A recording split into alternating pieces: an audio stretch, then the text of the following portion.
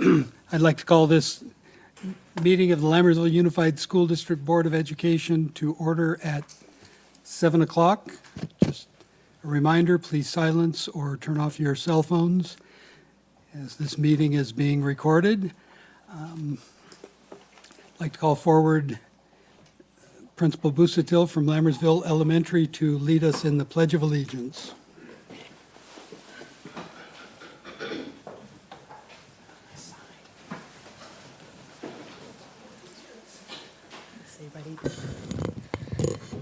Ready, begin. I pledge allegiance to the flag of the United States of America and to the republic for which it stands, one nation, under God, indivisible, with liberty and justice for all.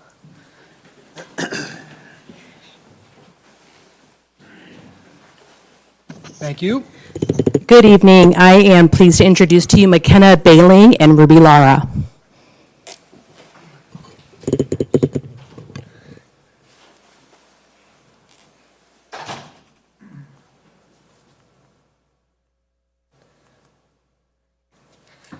Cold frames. Cold frames are little greenhouses that help us start plants that can't grow in cold temperatures.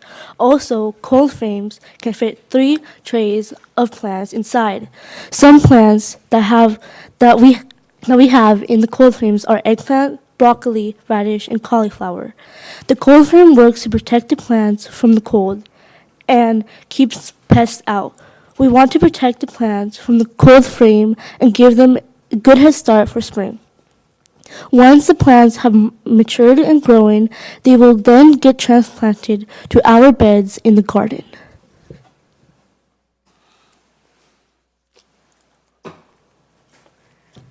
Red wiggler worms. Our gardening class decided to take on the adventure of vermicomposting. Vermicomposting is the use of worms to convert organic waste into fertilizer or castings. This fertilizer will affect the plant growth by supplementing nutrients.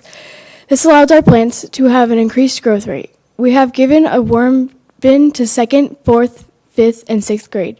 We will collect their fertilizer and use it for the garden. Vermicomposting can also teach these classes about responsibility and caring for other living things. Gardening beds and watering system. Our gardening class has recently upgraded a new beds and new watering system. This has really helped with the process of growing more plants. We love our new beds because the old ones were worn out and they were a bit smaller than our new ones. We are currently planting new crops from the winter season. This includes things like carrots, radish, broccoli, and kale.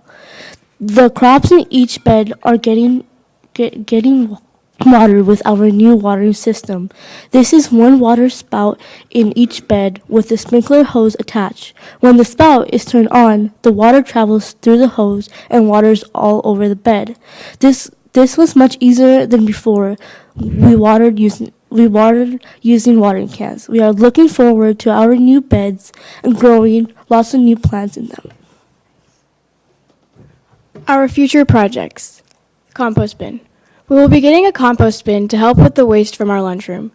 Scraps of veggies and fruits that are uneaten go into the compost bin to break down, and then eventually their nutrients will return back to the soil when we mix in the compost mixture to the garden beds. Last year we had many tomato plants that grew from our compost pile that we didn't even plant. Greenhouse. Our greenhouse will give us more space for growing plants during the school year and help us grow some plants that need to mature before getting put outside. A greenhouse would also help us in the future when we want to try and set up an aquaponics system, which will be another method to study how plants grow and nutrients cycles within plant systems. Chickens. We would love chickens to help us learn about responsibility and how they fit into our garden ecosystem. Chickens will also help with their eggshells that we could use in the dirt because their nutrients will help fertilize the soil when broken down and then added to the garden beds. Potential room for growth. We hope to grow our gardening class with many more projects and are looking forward to some of our upcoming projects. We hope to expand even more in the future with more plants and possibly more animals. Other projects. Hanging indoor window plants to protect heat and cold. Lettuce and herbs are mostly planted. So we baled planters and we hang them up in the window. We clean up the tree planter boxes. We pulled out all the dead bushes and make the planter boxes available for our next Lammersville mosaic project. So we cleaned out the tree boxes and pulled the old bushes, and now they look pretty and perfect. Microgreens help us to learn about how plants grow and to see a plant grow quickly. So microgreens are, you could eat them and you could put them in your salad. Thank you. Do you have any questions that we can answer for you?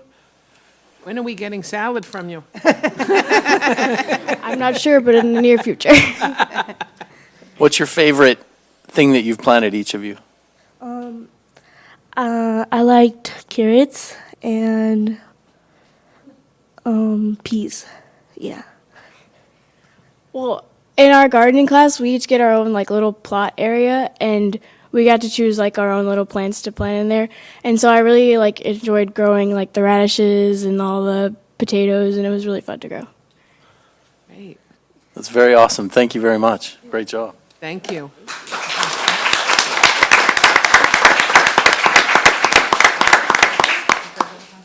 Thank you. Roll call?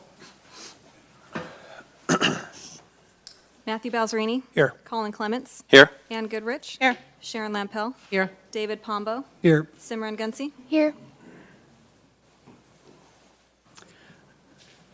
Item 4, recognition. CSBA Golden Bell honorees. If I could have the board go ahead and stand here in the front, we're going to honor some very special people after I tell a short story. Our district has been fortunate to be named for the second time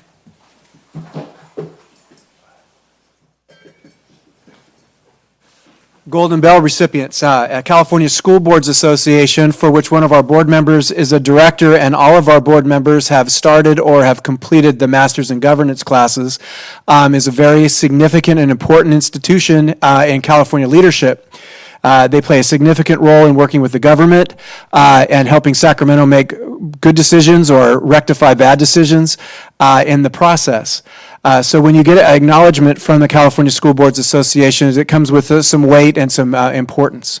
3.5 years ago, two very hyperactive people who like to talk very fast met each other at the campus of San Joaquin Delta on the south side of Mountain House. And about 2 hours later, a very tall man and a less than tall man met and had a conversation about starting a program which became to be called the Early College Pathway Program. Tonight we want to acknowledge the staff and Dr. Garza Roderick for their efforts, which help lead to, most importantly, excellent things for kids, but also for the award that is displayed here to the left of Trustee Lampel. So a real quick, what is the Early College Pathway Program? The Early College Pathway Program allows students to earn a high school diploma and an AA degree or AS degree in the high school four-year cycle. And we decided, because we think big here in Mountain House, in our partnership with Delta, that we would start with a very difficult classes of math and science focus. And so through a long and arduous task of about a month of getting prepared for it, Dr. Boswell came into play and is part of one of the funniest stories that we have. So I'll share it with you really quickly. We were going to test all of the 8th grade students to get them college and career ready by knowing where they stood in terms of where they would land at Delta's classes in terms of the hard ones versus the easy ones. And so very excited, we got it all set up, the Delta team and our team working diligently. And on the morning of the test, the bus arrived, the kids were packed up, they drove very enthusiastically over to the wrong campus. So it was an auspicious start, or inauspicious start. However, once we got them in the right place, good things happened. So 3 years later, we have 3 cohorts of students, about 30 to 32 per cohort. That's each year level. the first of, well, let me say it this way. The first cohort will be the first graduating AAAS students in our history and in this program. So 3 years into our program, we have about 95 students who are currently getting an AAAS while earning their high school diploma, and doing so representing our high school well and representing Delta well. The partnership that has been formed is, I think, a model for anyone to follow, where you have a co-curricular academic, two sets of institutions working together. And that doesn't happen without excellent people. The program students are outperforming similar programs throughout the region. This award is not the last great things that are going to come out of this program, and the students are going to go on to do great things in college. And the last thing I'll say is that their moms and dads are getting to save 2 years of high school tuition at the university when their students go on to some great places and great institutions in our country and throughout the world, and we'll reap the benefits from this opportunity that this partnership with Delta has formed. So with that said, I'd like to call the following people up to get a certificate, and we're going to start with Mr. Pablo Ortega.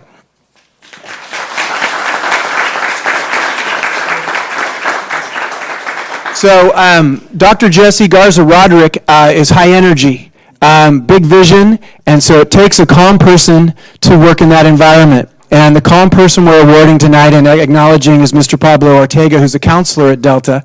If you haven't had a chance to work with him, he's a very kind man, he's very smart, he cares about kids, and he makes things happen for them. And he keeps Jesse moving at Mach 4 instead of Mach 5, so it's good for everybody, because we would miss her sometimes.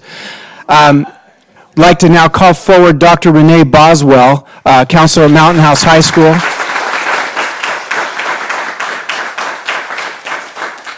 Renee is Pablo's equivalent in our program, calmly making sure that the kids get put in the right classes at the right time, during the right year, and making sure that parents are communicated well with.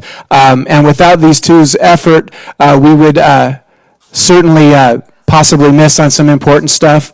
And we want, again, you put kids in an opportunity we can't miss. And so we want to thank the two counselors. I want to acknowledge Joni Hellstrom, though I don't see her in the audience tonight, who also plays a key role.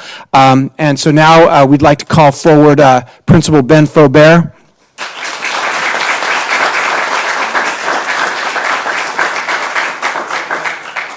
Mr. Faubert is a visionary. I think everyone knows that. But what's great is when you get a visionary who can also put something into practice.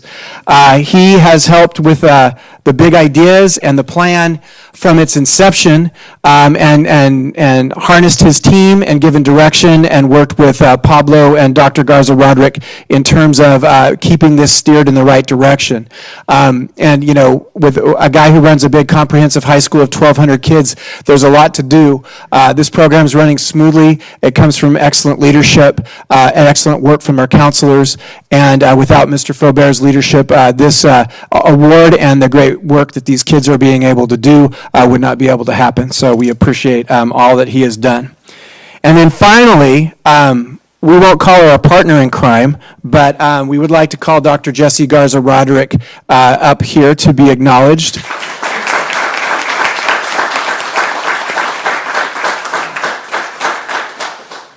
So Jessie, as we like to call her, high energy vision, big ideas, all about kids, and she has to work as a member of the mothership, which is a big challenge. So what I mean by the mothership is Delta's main campus is in Stockton.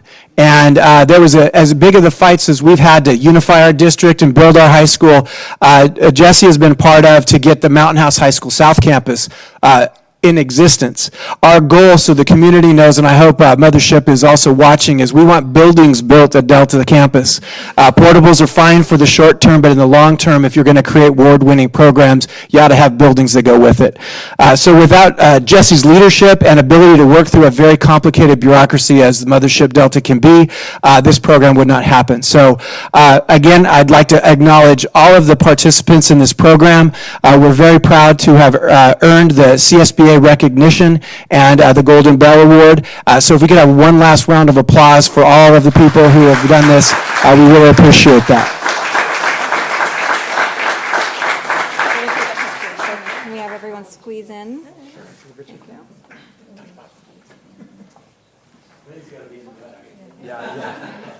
Squeeze it a little bit, guys.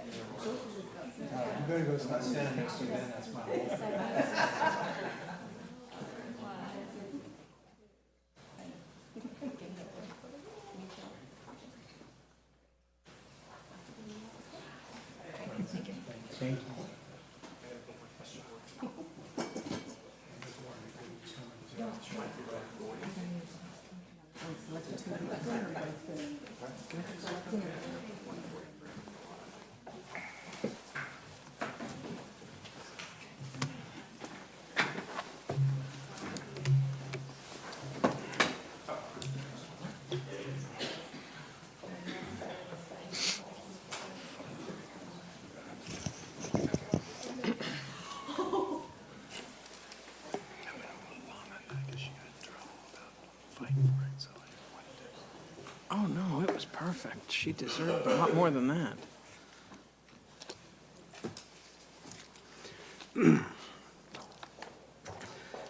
Moving on to item 5, Mountain House speech and debate presentation.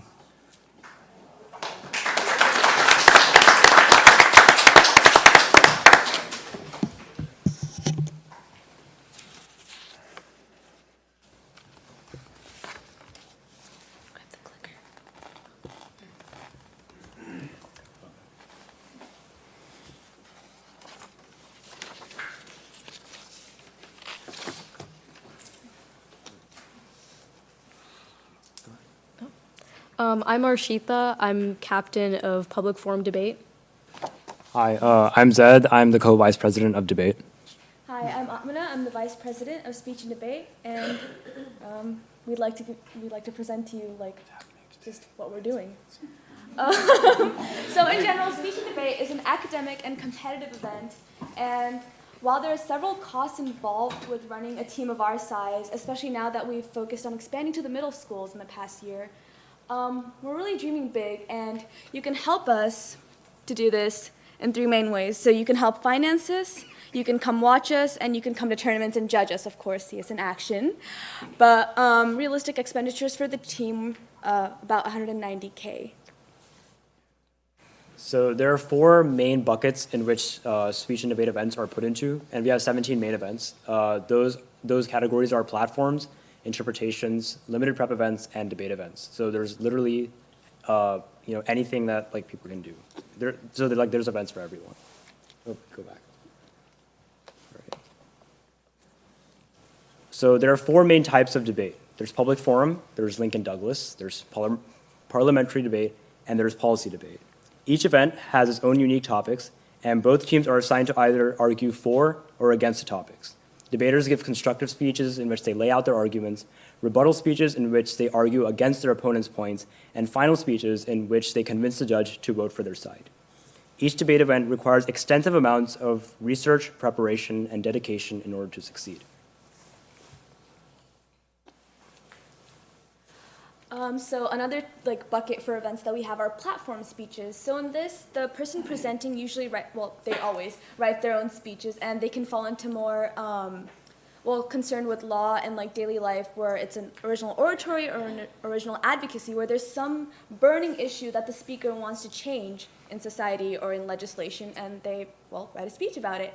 In OPP, it's relatively open to whatever the speaker wants to talk about, but it could be like a narrative or a poem. And in expository, it's an original speech which provides information. It's sort of like teaching, but there's visual aids.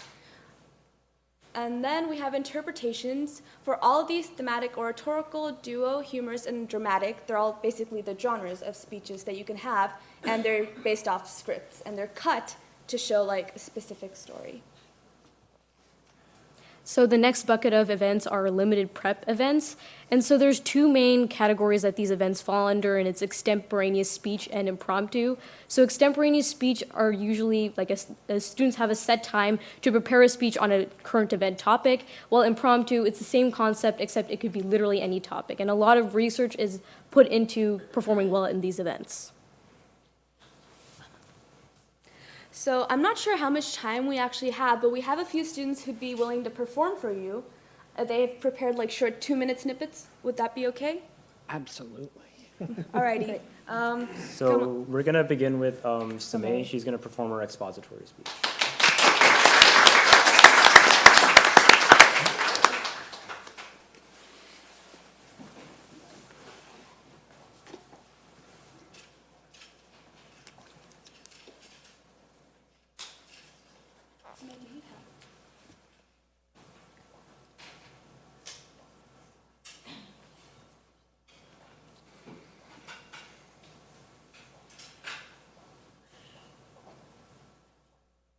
While she's setting these up, I just want to let you know that our art department actually creates all of our visual aids. I'm just as McCoy head, by the way. And we have Jiwoo Kim, who is a national award winner with her stuff hanging in the White House right now, which is amazing. She produces all of our visual aids, and I've never seen somebody work better. It literally takes her about 20 minutes to make a board, and we need on average 22 boards per speech, and we have 15 different expositories on our team. Needless to say, we keep her busy.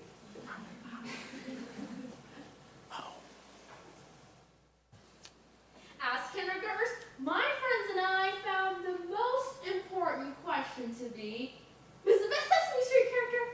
It's obviously Elmo! He's always so happy! I think that it's Big Berg because he's very silly. It's Cookie Monster because he like cookie and me like cookie too. But I said it was Oscar the Grouch. And my friends looked at me like I was a bit crazy. Now, my friends hated Oscar because he was green, grimy, and lived in a trash can. But I thought he was green, grimy, and great. I mean, we all know that Oscar lived with his one true love. And no, it wasn't his girlfriend, Granchetta. It was trash. So to find out why he loved trash so much, I decided to look it up in the dictionary and found it was something worth little to nothing. But Oscar didn't see this. He saw what trash can do. So today we're gonna dumpster dive into Oscar's can to see our history with trash. Then piece together the scraps to find out what we can do with it, for finally learning to clean up the waste that we spread throughout the world.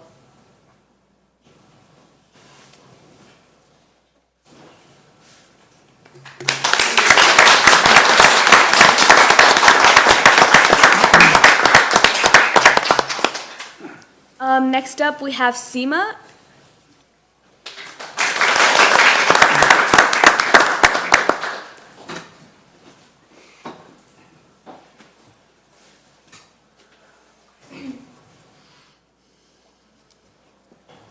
I grew up with my identical twin, and let me say, one thing about being a twin is you become an expert at plotting favoritism. If his cookie was even a tad bit bigger than mine, then we had a problem. When I grew up, I became a psychologist, and it took me years earning my doctorate in psychology. But I can't tell you how many people have walked up to me, looked at my business card and said, "You're a psychologist? So you're not a real doctor, right?" This favoritism reaches the body over the mind, it's everywhere, and that's how the cookie crumbles. Let me explain. A 5-year-old was standing on a stool brushing his teeth, and when he slipped, he scratched his leg. He cried, got back up, and immediately put a Band-Aid over it. Now, this kid could barely tie his shoes, but he knew how to cover a cut. We all know how to practice physical hygiene, Band-Aids and brushing, but what do we know about our psychological health? Nothing. Emotional hygiene? Nothing.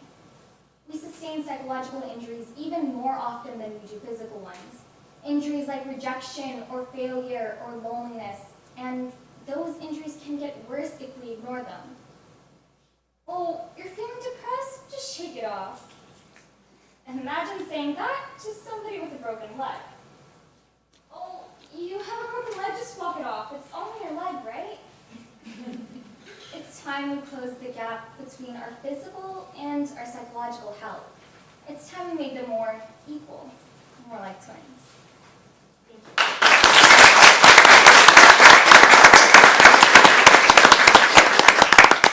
And then next up we have Jackie, but a quick note, usually these performances that they're doing are about 10 minutes long. These are just short snippets. All right, Jackie.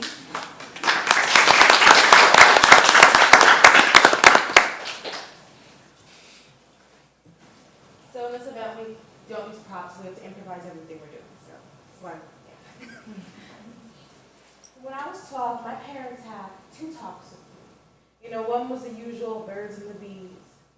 But well, I never really got the usual version because my mother, Lisa, is a registered nurse.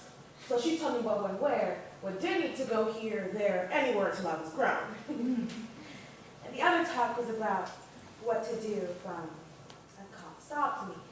Mama fussed and told Daddy I was way too young for that, but Daddy argued that I wasn't too young to be arrested or shot. Star. Always do what they tell you to. Speak when spoken to. Never make any sudden movements. And if you're with somebody, you better pray to God they ain't got nothing on them, or both of y'all are going down here, as to say. And I knew it must have been serious because Daddy had the biggest mouth of anybody I ever knew. So if he told me to be quiet, I needed to be quiet. Thomas Jefferson once said, "Justice will not be served until those who are unaffected are as outraged as those who are." 16-year-old Star Carter was soon come to this realization when her innocence of the world was challenged. We can all identify with atrocity, but it all comes down to what we do with the most powerful weapon we possess, our voice. The Hate You Give by Angie Thomas.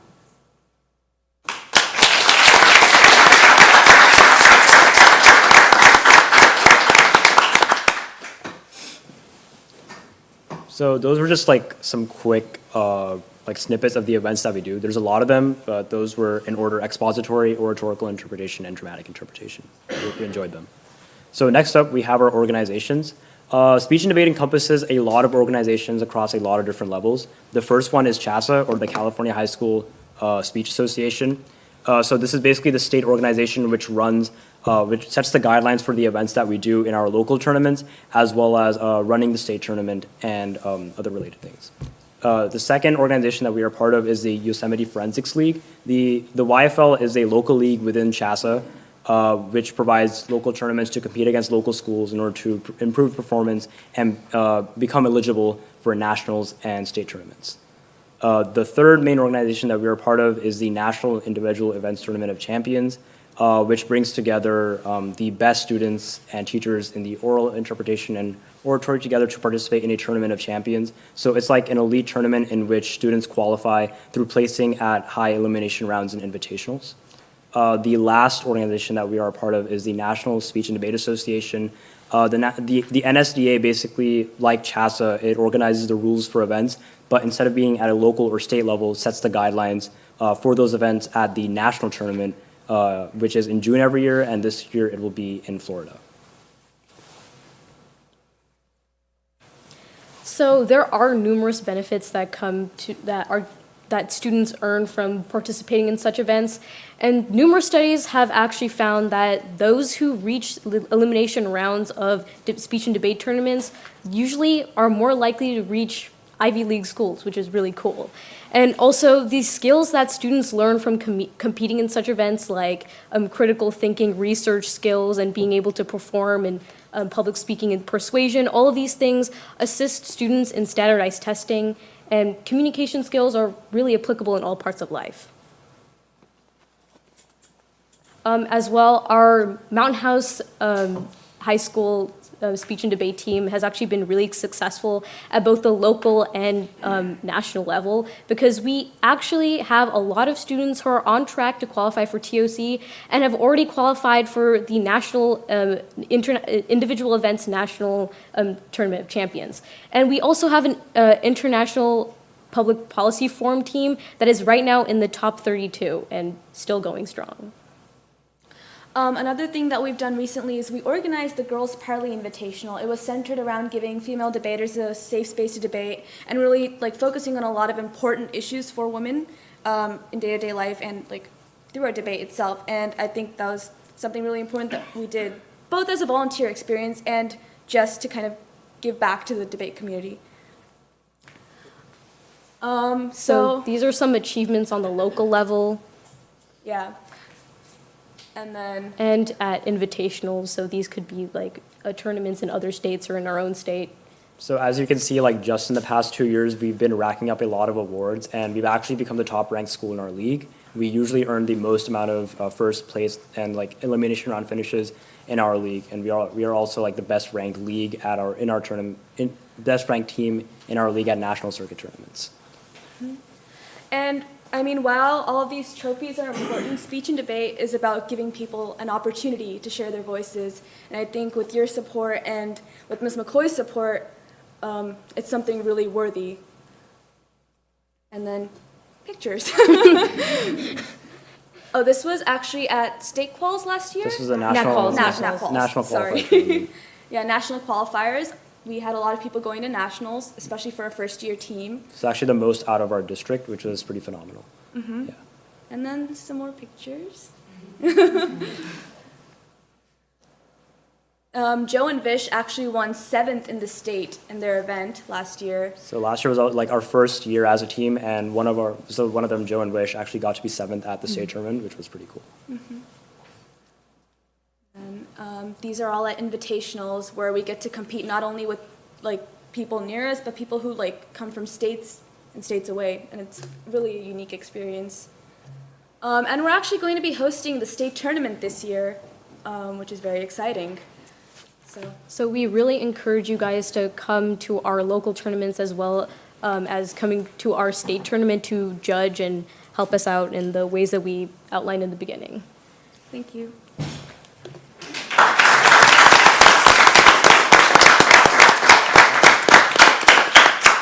So does anyone have any questions? What do judges do? So, okay. I mean, what are your requirements? Okay, How do I know? So that's a really good question. So since speech and debate is a communicative event in which we try to get our point across, we require judges to be at our tournaments in order to like rank people and like give wins and losses and stuff like that. So since speech and debate is a communicative event, we don't really require that judges have any sort of experience. In fact, we encourage our competitors to appeal to as many people as possible. So when we have judges there from all sorts of backgrounds, it really gives us a lot of opportunity to expand upon our speaking and critical thinking skills and appeal to a mass audience. So we really appreciate when judges come to our tournaments because it lets us run them smoothly, and also it's a long-term benefit for us because we get to appeal to a mass audience. I had a question. In the beginning, you talked about debating policy. What kind of policy? State, national, all the above? All, right? Yeah. Well, the topics for like policy debate, it's basically one topic over the entire year, and you can do like many like subsets of that topic like within the year, and so you basically end up debating a lot of policy within one overarching idea. So the policy topic, for example, is about K through 12 education. For parliamentary debate, the topic changes every round. It could be about state topics or about like international topics. Like recently for public forum, they're debating about the issue with Catalonia and getting its independence from Spain. We debated about Korea and anti-missile defense earlier in the year. In Lincoln Douglas, it's more like moral debate. Currently, we're debating plea bargains. Very cool. Well, very impressive. Thank you. Mm-hmm. Great job. I wish you guys the best of luck, especially at Emory University if you guys end up going. I loved it. I went 2 years in high school. It's definitely a once in a lifetime experience. The NSCA maintains records for a lifetime, so just have already checked your record, it's our hope that we can beat you. I think they already have. Thank you. Thank you. Thank you. Awesome. you. Good luck.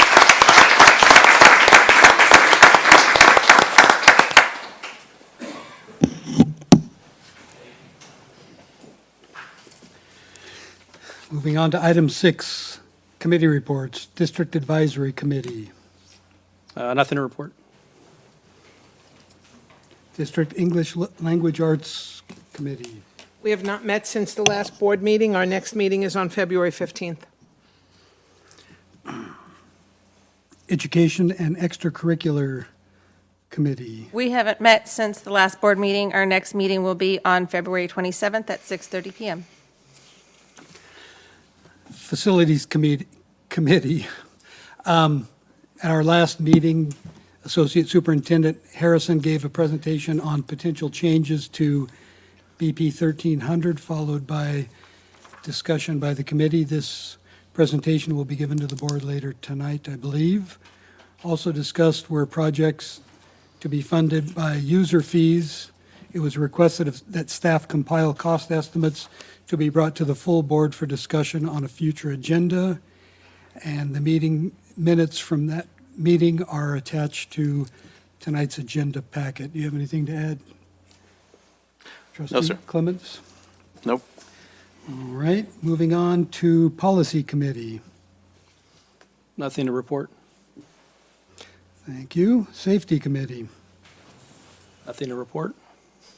Thank you. And the Wellness Committee met just before Christmas.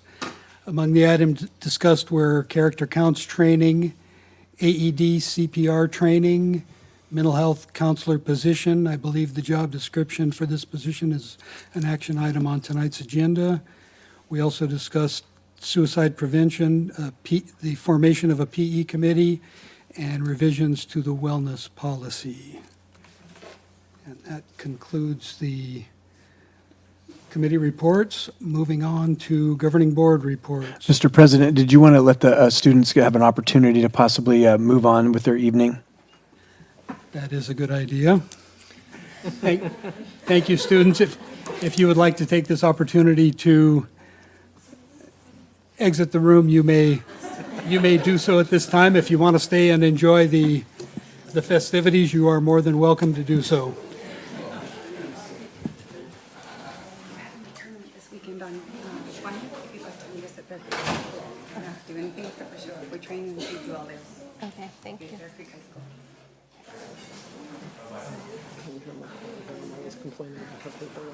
I mean, she obviously does great work.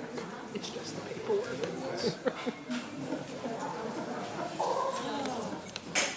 Kids are amazing.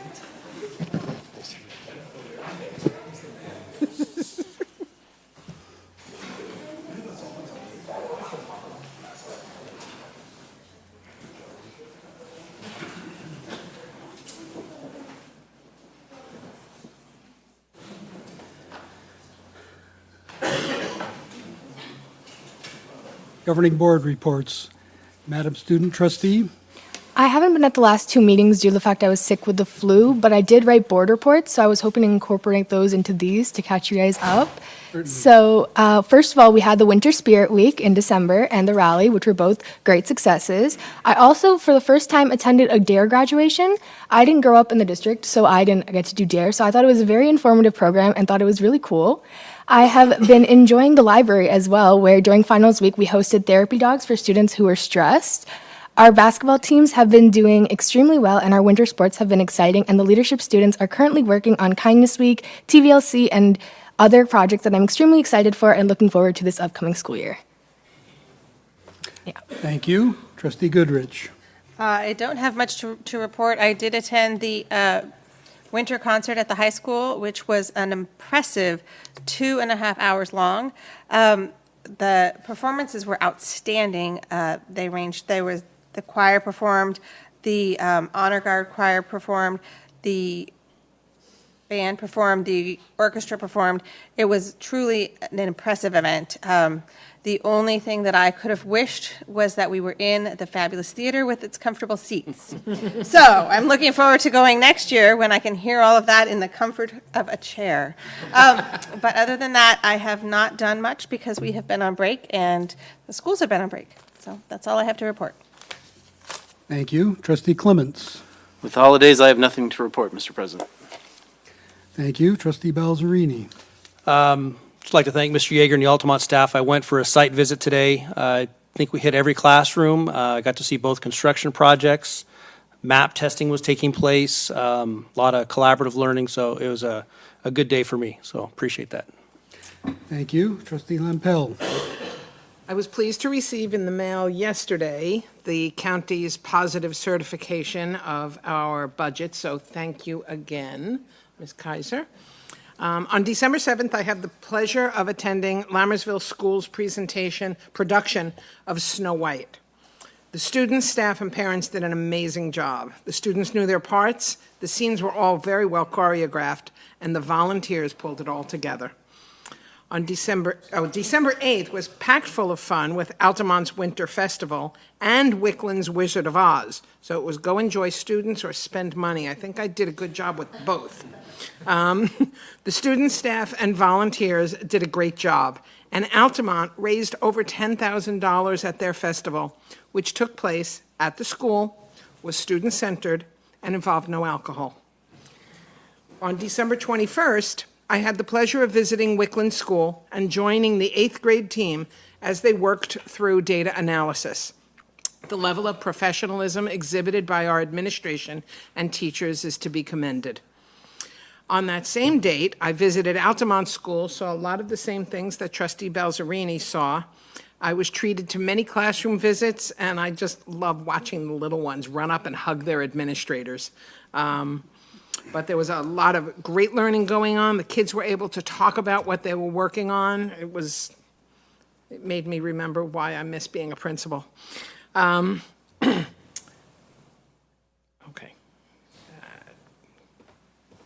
And that's it. Thank you. When looking at my calendar, I realized it's been over a month since we had a board meeting, and there were lots of things that happened, so I'm going to give the Reader's Digest version of my board report. I did a site visit at Bethany, which completes all site visits at all the campuses this year. I also attended the Snow White performance at Lammersville Elementary, the Winter Festival at Altamont Elementary, the Winter Music Concert at Mountain House High School, the Wizard of Oz performance at Wickland Elementary, site visits with the Director of Special Education at various sites, middle school music concert at Cuesta Elementary, band and choir concert at Altamont Elementary, advanced band and choir concert at Wickland Elementary, dinner theater at Mountain House High School featuring the drama and culinary arts departments, winter concert at Lammersville Elementary, band and choir concert at Bethany Elementary, and the beam signing last week at Hanson Elementary. And that concludes my board report. Receiving of public comments. I see no blue speaker cards, but if anyone's here and wants to speak, now is your chance. Receiving of public comments. The board shall give members of the public an opportunity to address the board either before, during the board's consideration of each agenda item. At a time so designated on the agenda, members of the public may also bring before the board matters that are not listed on the agenda of a regular meeting. The board may refer such a matter to the superintendent or designee or take it under advisement, but shall not take action at that time. The board may place the matter on an agenda of a subsequent meeting for discussion or action. Individual speakers shall be allowed 3 minutes to address the board on each agenda or non-agenda item. The board shall limit the total time of public input on each item to 20 minutes. Thank you. Moving on. Item 9, consent items for consideration.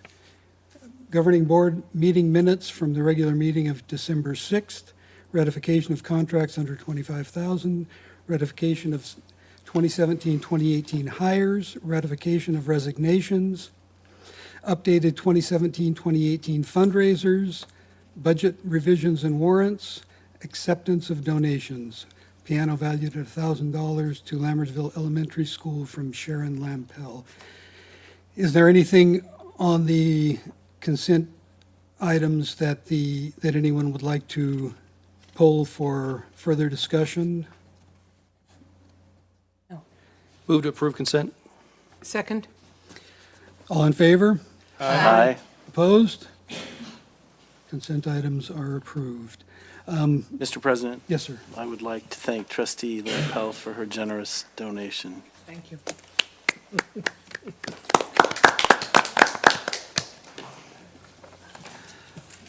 Kids will use it a lot more than I will. I don't play piano. Item 10, District Administrative Reports.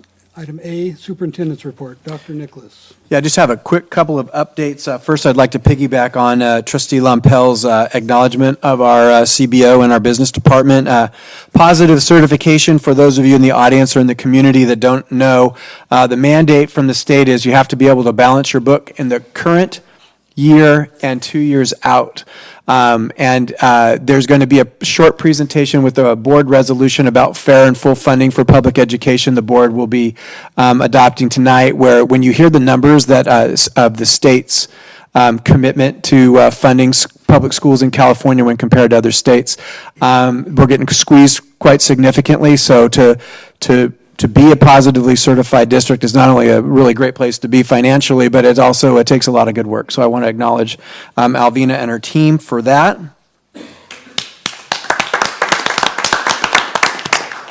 The high school project, and I want to acknowledge Ben Faubert, who was a leader on our bond campaign committee, who helped pass the bond, $56 million, just 18 months ago. The project is coming to a very, very, very rapid end. As Ben and I discussed a few days ago, we were told it's 99.8% done. Ben has less gray hair than I do, but that 0.2 is killing all of us. But it looks like next Wednesday, the transition process will begin. We are trying to figure out how to give the community an opportunity to see the facilities. What I can say is the CTE building and the rooms are really, they're industrial in feel and look and style, but there's going to be some great career opportunities and learning opportunities in that building. The Learning Commons finally got its letters, so we don't say library in this community, we say Learning Commons. It's a different way of looking at learning, but the building is fantastic, and the classrooms are being filled up with the computers and such.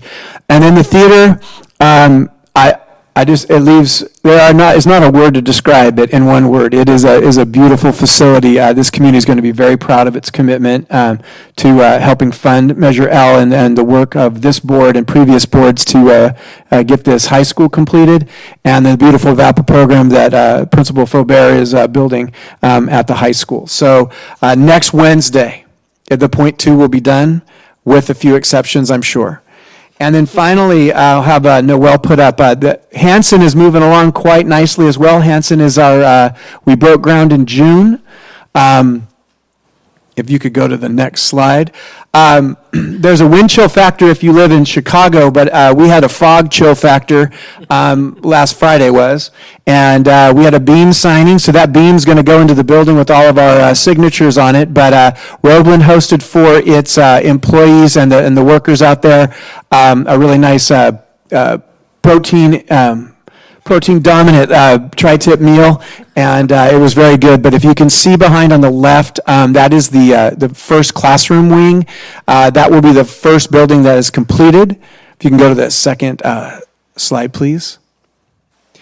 And this is a stairwell in the classroom building, and the view looks like you're looking out the window is the second classroom building. That will finish about a month or two later than the first classroom building. Next slide, please. And that is, again, the second classroom building. It will look like the one on the right in about a month. So just to remind everyone, the contract that we signed, 2 buildings will be done so the school can open. That will be the admin building and the classroom 1. We currently are about 380 K-8 students spread throughout our district of Hanson students with a sprinkling of Cordis students. So we know that that number will grow. So when school starts, those 2 buildings will be done. Soon thereafter is the building on the left, and then the multi-use room will come in last. But with the construction market what it is, we knew we wouldn't be able to get it all done at one time, but we're going to be able to get the school open and fulfill our promise. Another photo, the one on the right is the admin building, and the one on the left is the front of the admin building. So there is a link on our website that you can do a day-to-day comparison on the work they're doing, but it's moving along nicely, and it's pretty close to being on target with their timelines. And then finally, we hosted our Bond Citizens Oversight Committee, CBOC, and that was last week. We gave the folks a tour and reviewed the budget, and we have a draft audit from one of the requirements of the Measure L is that we have an audit done annually, and it's an affirmative audit that says that we're doing what we said we would do, and a report will be coming to the board in the coming months. That's my report. I was just going to point that out. What's that? I didn't welcome the new employees, but I got to get back to it. Page 11. Thank you. You're welcome. I don't know how I moved ahead so fast.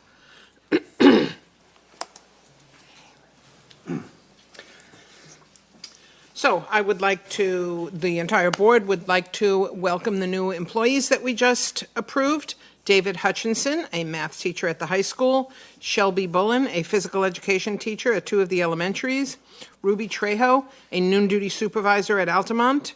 Susanna Robles, a custodian at the high school. And Alexander Wexelman, a custodian at Lammersville and the district office. So welcome to those people to our Lammersville family. Welcome, and thank you, Trustee Lampel. Moving on, item B, District Enrollment Report. Dr. Nichols? I'm proud to say that our enrollment has greatly increased. It's 4,923 students and growing rapidly.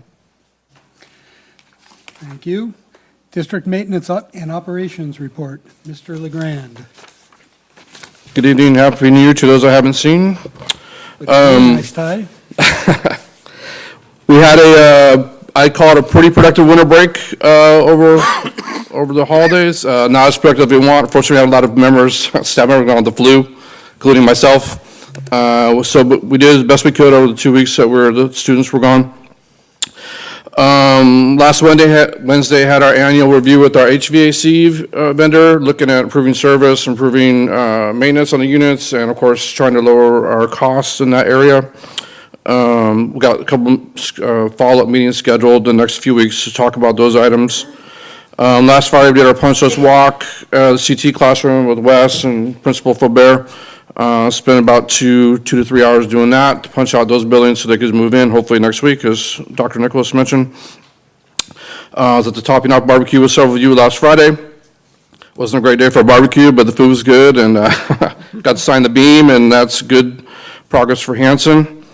I attended all the construction meetings on January 3rd, and again today. One at the high school, the Altamont Preschool, and then Hanson.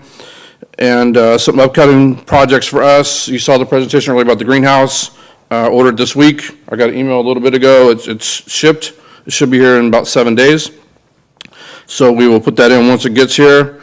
There's some fencing, some concrete they want at Wickland that got rained out over the winter break to delineate between the preschool and the kindergarten play area. And then some fencing for the outfield. The high school also got rained out over the break. So I'm meeting with the fencing contractor tomorrow, see if we can reschedule that. We got to get that in before softball season starts. February 1st, I believe, is first day of practice. So we got a couple weeks on that one. And that's all for my report. Happy to answer any questions. Cool. Thank you. Thank you. Item D, Williams Uniform Quarterly Report, October 17th through October 2017 through January 2018. Dr. Nichols? There are no uniform reports. Thank you. Moving on to 11, action items. Consider approval of 2017-2018 inter-district transfer requests. Staff report? None.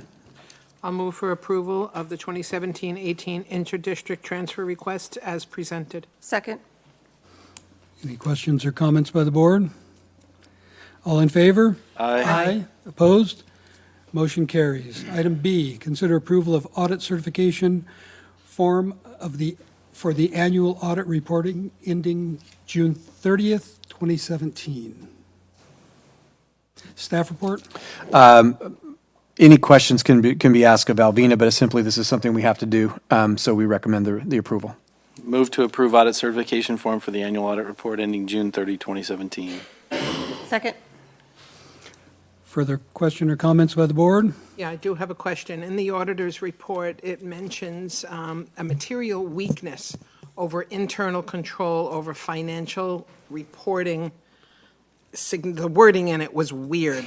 How are we addressing that? That there was a material weakness in this area? So over the last, I've been employed here since 2006, and it was kind of funny when I realized that, I normally handled one CFD, one series, and it actually is 6 times that now. So it is probably one of the last bookkeeping roles that I have been trying to maintain, and I'm now training my budget specialist to take over the general ledger reporting. So in the history of all of these audit exceptions, this is the very first one that pertains to me, and then the other was the high school deposits, but we've already been taking that into account, and That was I've going to been be my monitoring next that. question. Are they? I'm finding issues with ASB procedures is so common you can't even count the amount of. And our K-8 sites have come such a long way. Yeah. And they follow every recommendation, requirement that I have put on them. But when I saw this, I thought, yes, it's time to get others involved in providing assistance. So people are getting trained on all of this. Yes. Okay. And if our auditors don't find anything, absolutely nothing, chances are they're not doing their job. Yes. So they actually work for us and they're doing us a favor. It's That's another true. set of eyes. That's true. So thank you. Further questions or comments? All in favor? Aye. Aye. Opposed? Motion carries. Item C, consider approval of new classified unrepresented job description, mental health counselor. Staff report?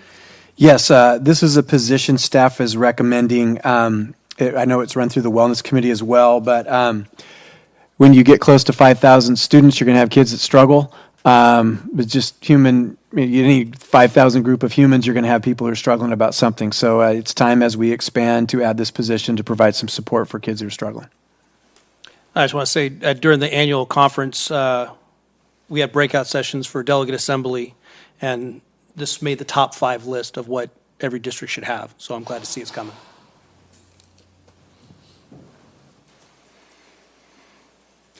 Move to approve new classified unrepresented job description, mental health counselor. Second. Further questions or comments by the board? All in favor? Aye. Opposed? Motion carries. Item D, consider approval of school-sponsored overnight trip for Mountain House High School mock trial to Orange County, March 15th, 2018 to March 18th, 2018. Staff report? We enthusiastically support these programs and recommend approval. I'll move for approval of the school-sponsored overnight trip for Mountain House High School mock trial team to Orange County on March 15th, 2018 through March 18th, 2018. Second. Further questions or comments by the board? All in favor? Aye. Opposed? Motion carries. Item E, consider approval of school-sponsored overnight trips for Mountain House High School speech and debate team. Staff report? Yeah, so in the bigger picture, these two groups, these two programs are causing us to realize that we have a whole new set of policies and procedures to figure out.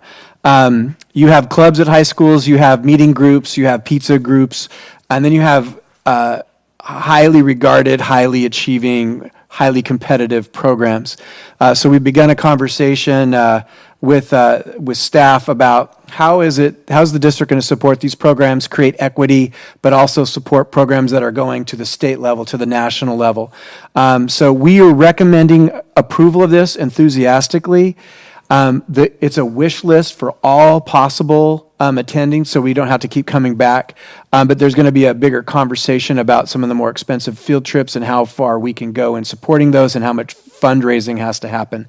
So we don't ever want to deny a kid an opportunity, but the success of this program has grown so quickly that we have to figure out really how we can support this best and be smart about it as well. So this will approve a trip for $1,000 approximately to Sacramento, which is covered, and then the rest is the wish list for all the competitions. It's a large sum of money, and we got to figure out what that looks like to if they qualify for all those tournaments, how we can get close to getting all that. I'll move for approval of the 6 school-sponsored overnight trips for Mountain House High School speech and debate team. And I just want to read these off so the public hears them. So there was the one that the superintendent mentioned in Sacramento, another one in January in Atlanta, Georgia, February in Las Vegas, another one in February in Stanford, down in Palo Alto, April, Lexington, Kentucky, and June, Fort Lauderdale, Florida. And based on what we saw tonight, I know they're going to qualify for all of those. I'll second. Further questions? Third. No. Further questions or comments by the board? All in favor? Aye. Opposed? Motion carries. Item F, consider approval of second reading and adoption of Governing Board Ordinance 17-1801, levying special tax within Improvement Area Number 1 of the Lammersville Joint Unified School District Community Facilities District Number 2014-1, including certain annexation territory. Staff report? In essence, this is the final step in an annexing process, but essentially this allows us to levy a tax in the CFD, and the specific area will be the annexed territory, which will allow us to sell bonds, and that's how part of the way we raise money through the master plan to build a school. Move to approve second reading and adoption of Governing Board Ordinance 17-1801, levying special tax within Improvement Area Number 1 of the Lammersville Joint Unified School District, Community Facilities District Number 2014-1, Mountain House School Facilities, including certain annexation territory. I will second. Go ahead. Second. Questions or comments by the board? All in favor? Aye. Aye. Opposed? Motion carries. Item G, consider approval of amendment number 4 to the Can I agreement do a for... roll call, please, for that Oh, ordinance? excuse me. Yes, ma'am. Thank you. Roll call, please. Matthew Balzerini? Aye. Colin Clements? Aye. Ann Goodrich? Aye. Sharon Lampel? Aye. David Pombo? Aye. Thank you. I apologize. Sometimes my mouth runs faster than my brain. Now I have to figure out where I was. Item G, consider approval of amendment number 4 to the agreement for architectural services with Nichols, Berg, and Rossetto for the new K Elementary School, Altamont to fund design of the preschool buildings, $42,000. Staff report? Yeah, so in a nutshell, the design costs weren't written into the contract. The plan was drawn a long time ago. This doesn't really change much of anything other than it's a paperwork way of paying the fees and doing so through a different process. So the $42,000 would be paid for from the refinance of the 2002 CFD, and it's based on the contractor we chose because they were already here and doing work. This is the best way to get these folks paid.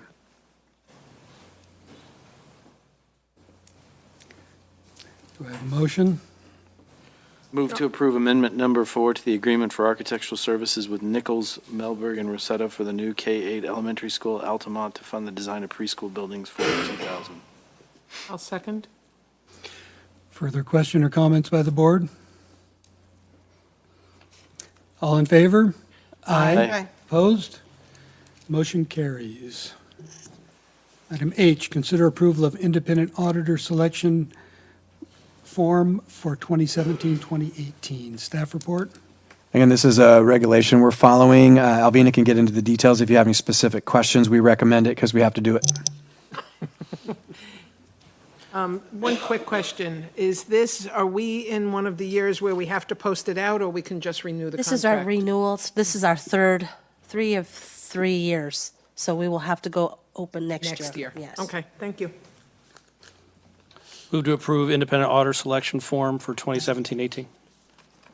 Second. Questions or comments by the board? All in favor? Aye. Opposed? Motion carries.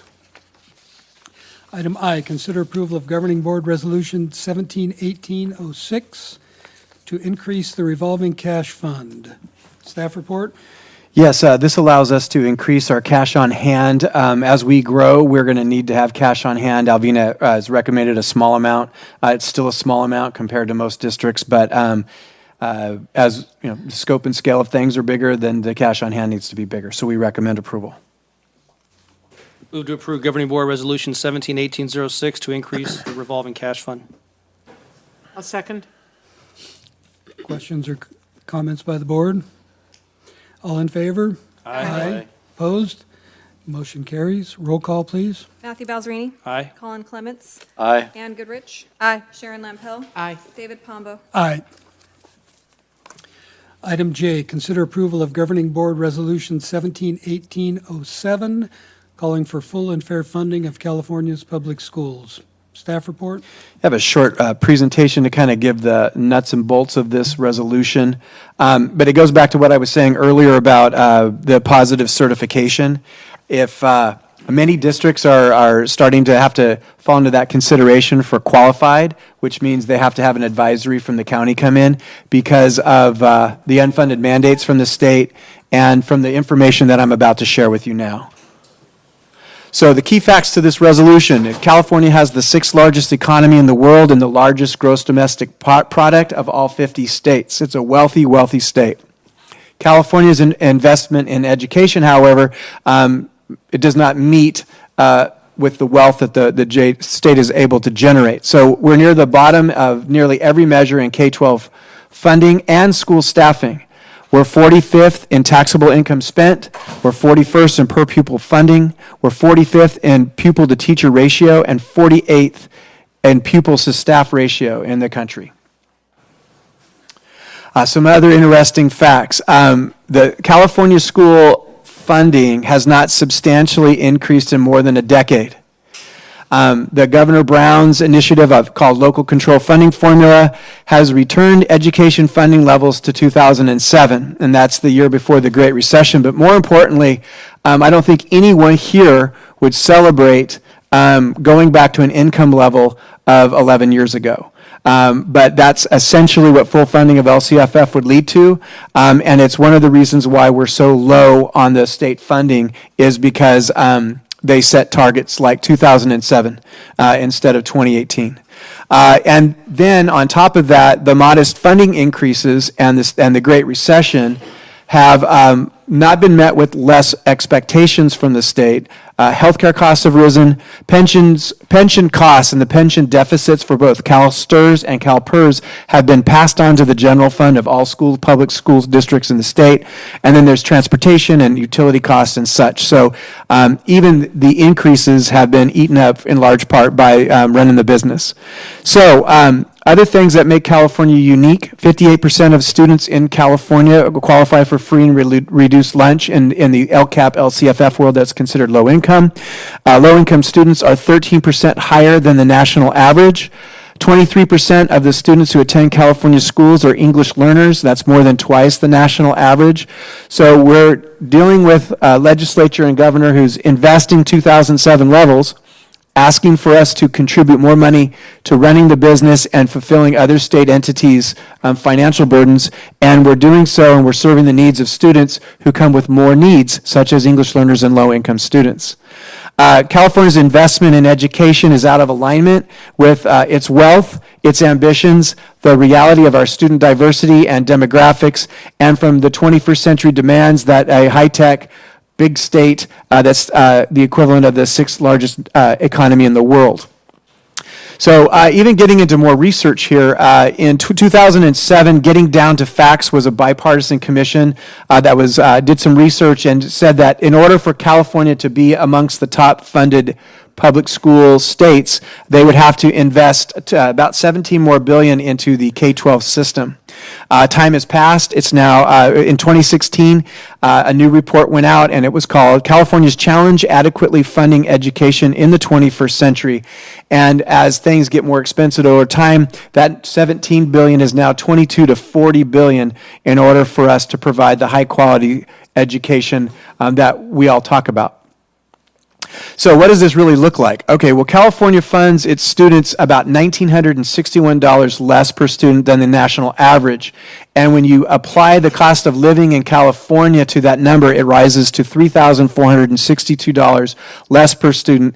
And even more frightening, if you take the top 10 and you get the average from the top 10, $7,000 per student less than the top 10 funded public school systems in the country. And then the other one, and this is something that's percolating, and I would assume that it's eventually going to end up in court. California state funding took a massive shift back in the early 1970s with the Serrano case. It's what created what was called equalization, which was a system where they tried to close the gap between funding poor schools and schools of affluent communities. It never successfully worked, but it was a well-intended effort to use the court system and funding models to equalize pay for poverty versus pay for affluence.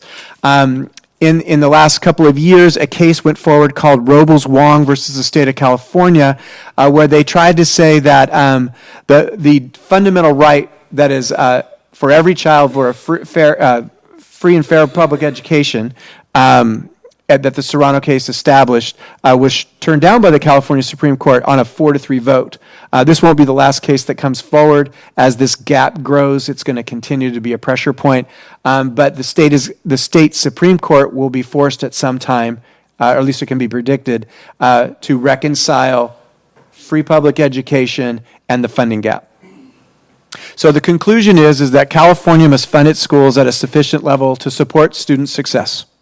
That California is wealthy, but has consistently chosen to underfund public education, that they've widened the scope of responsibilities and added new requirements and raised standards, but they haven't brought the funds to come with it. And we need revenues increased by the governor and by the state legislature to prepare our students to be 21st century citizens and successful adults. And California needs to commit public schools with resources necessary to meet our student populations. And every community has a different student population, and all kids deserve a high-quality education. So this resolution urges the state legislature to fund California public schools at the national average or higher by the year 2020, and at a level that is equal to or above the average of the top 10 states nationally by 2025. And at a minimum, maintain this level of funding until otherwise decreed, meaning keep it going and don't give it for 2 years and then take it back. That's my presentation. I would just like to piggyback on that, and although this isn't addressed in this resolution, I would just like to point out for the public that California is funded in the bottom 10% in the country. And our district, because of the LCFF, is funded far below the average on a per student basis for the state of California. So we are, as a district, way below that 10% level in funding. And also just take this further. This is language that's drafted by CSBA. CSBA's feeling is the state legislature is failing California schools, and it's failing California school board members. So CSBA is an organization that represents us, through the Education Legal Alliance, is forming this. It's going to go through the committee that I sit on, the legislative committee, and will eventually go to all legislators in the state of California. So we talked about trying to get more political at the state level, and this is introduction to that. So this is a resolution CSBA is asking us to carry on.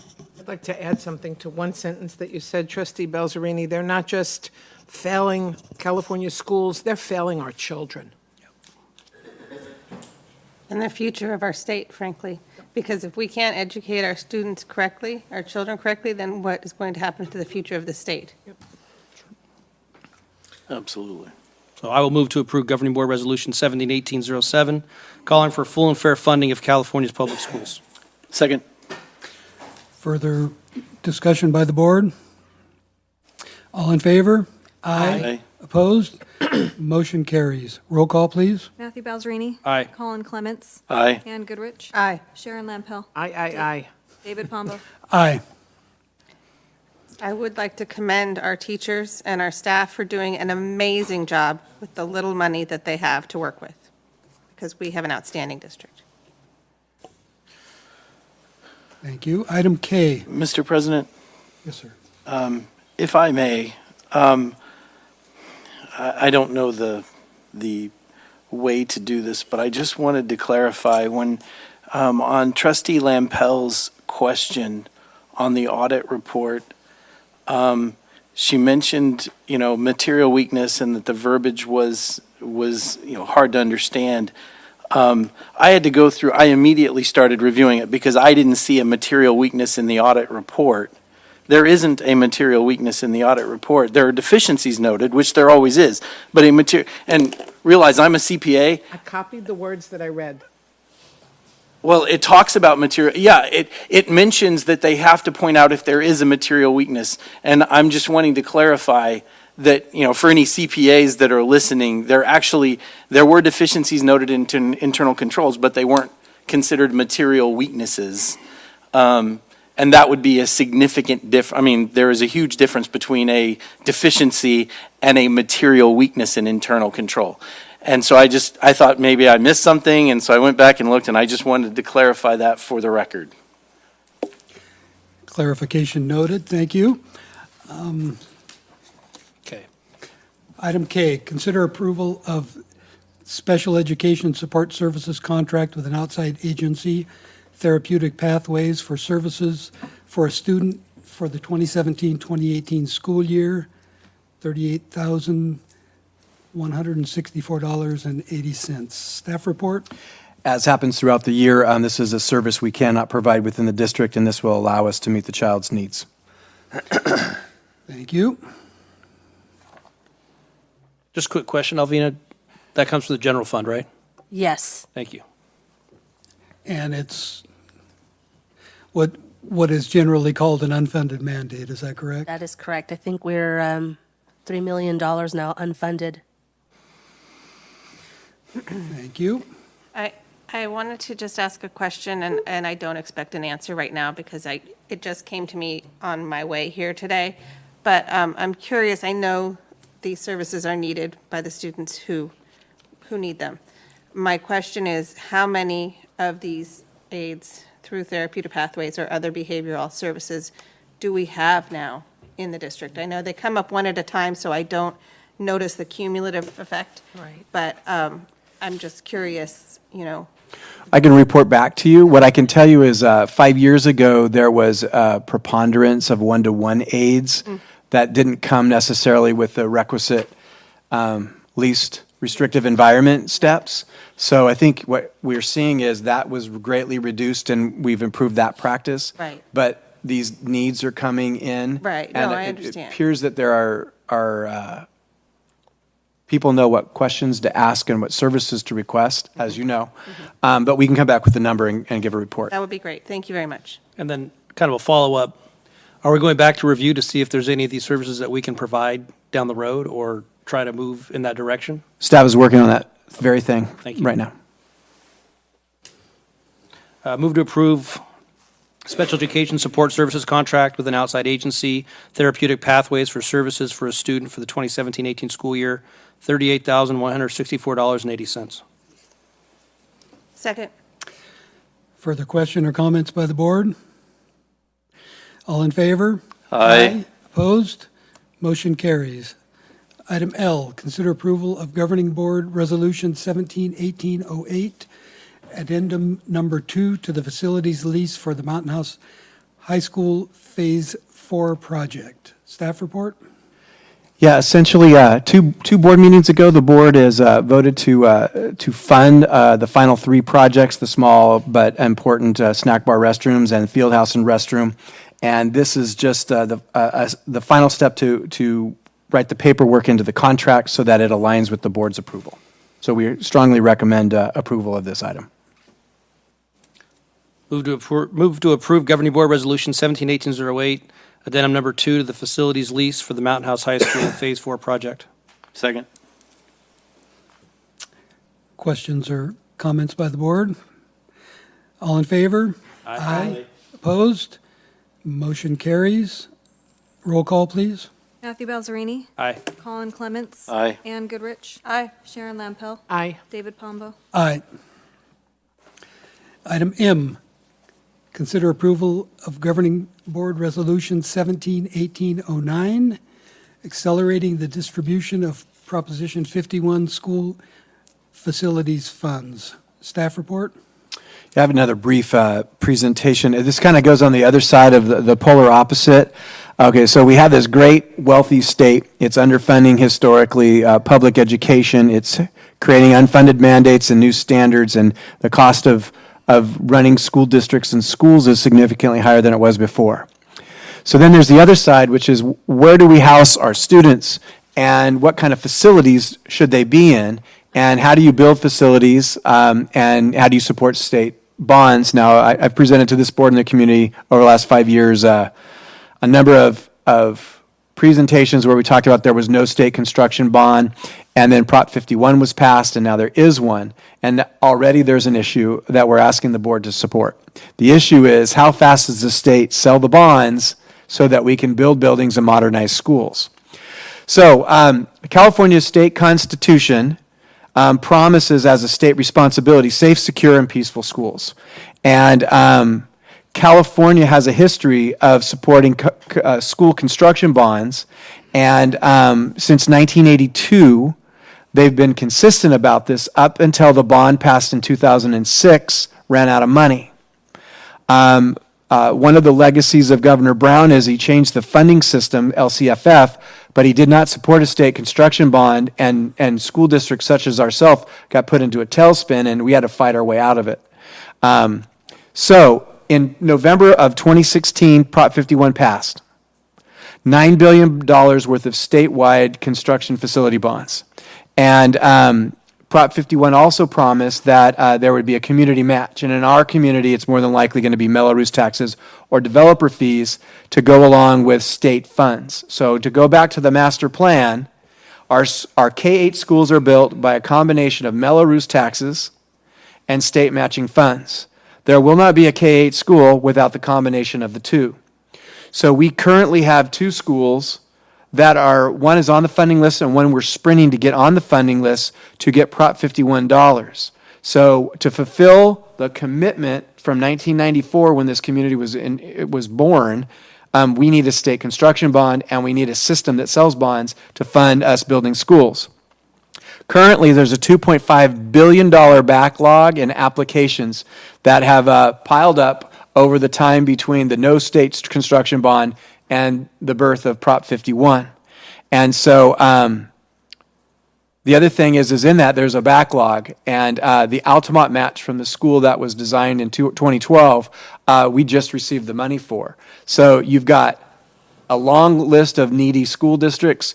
You have this $9 billion, about $3 billion for new construction, $3 billion for modernization, and $3 billion for community colleges. And then they have to pay back the list that they hadn't been funding while the state collapse happened and the bond was out of money. So those are all very, very pertinent things to our district. The projection is that in the next 10 years, $20 to $60 billion in school construction projects could go forward. You have massive growth in some communities. You have massive modernization need for old schools. in others. Our own district needs this is a guesstimation, about $225 million in near future school needs, reminding the board and the community, we're building Hanson, we're designing Cordes, we're talking about the AB school, which is south of Grant Line, and we're talking about a school across the bridge to nowhere in neighborhood K. That's 4 in about 6 years. All of those have to be funded by a portion of a state construction bond, Prop 51 or a new one. We have applied for and are currently on the list to be funded for the Hanson Elementary project, and we are currently working with Wes King and NMR, our architect, to get what's called a 5004 form, but that's the formal application for state matching funds. So for us, it's a race, because if that bond runs out of money and we have to build a school, that starts a whole new dance with developers, and everyone knows the long history of the cooperation or lack thereof of developers with the school district and funding schools. On bullet number 4 on the last slide, or bullet number 3, excuse me, the word million is supposed to be after $12, right?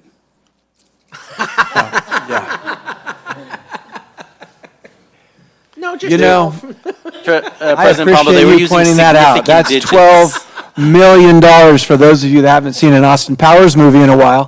Thank you. Yes. Yeah, great. So the challenge is... Here, I've got your $12 right Let me match you. So the governor's budget was a disappointment in that he is proposing to sell only $630 million of the $9 billion from Prop 51, which is woefully inadequate. At that pace, that list of unbuilt schools, of modernization projects is going to grow and grow and grow, and somebody's going to have to rectify a giant list, and that money's going to run out faster. Excuse me. The history of California in bonds is they typically sell all the bonds in 4 years for about 90% of the money, and that's been a very effective model, and all of the construction projects going back to 82 have fallen in that. Excuse me. We all know it's a builder's market. Price escalations are going to squeeze that $9 billion as it is.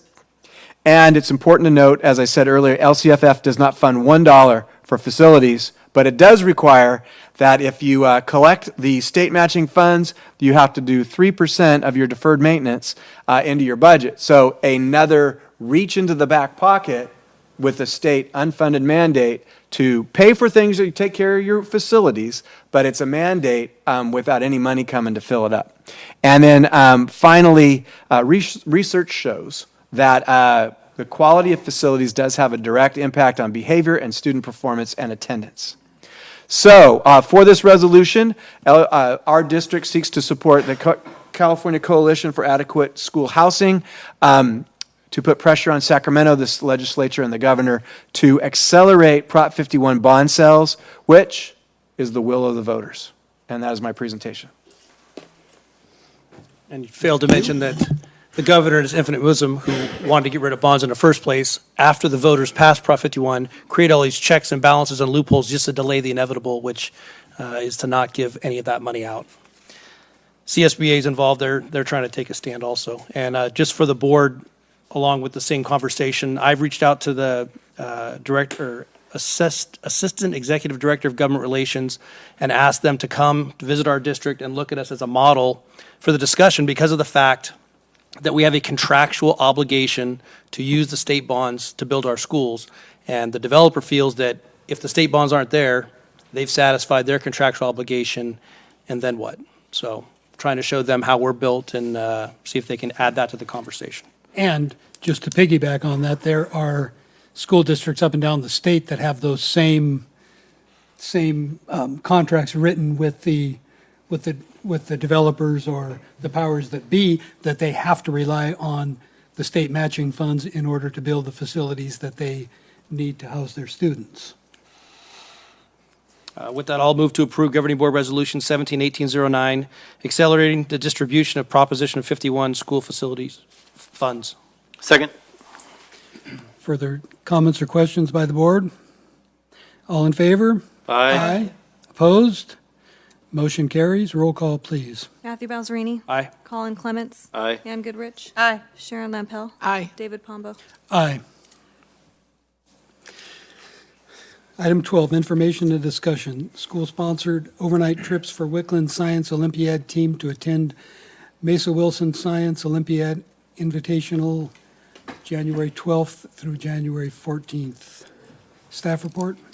Yeah, a couple of years ago this happened. Deadline was missed. We have a new coordinator of that program. So the last time it happened, I brought it to the board and just let the board know that I approved this, even though it went outside of our normal practice. Assistant Superintendent Harrison has spoken with the principal, and the staff member has been educated in how things work and the expectation. We'll call this a rookie move, and we don't expect to have this mistake happen again, and that's just to inform the board. Thank you. Questions, comments, discussion by the board? Item B, Hanson Elementary color design. Staff report? I wish I could say that this was a rookie move, but the superintendent made an error and cross-pollinated two different projects, and we just discovered that momentarily, or a few moments ago. So I apologize, Mr. President. It's Hanson Elementary School, and I'd like to invite our architect, Wes King, up to show you the color scheme. All right, so good evening and Happy New Year to everybody. Good evening.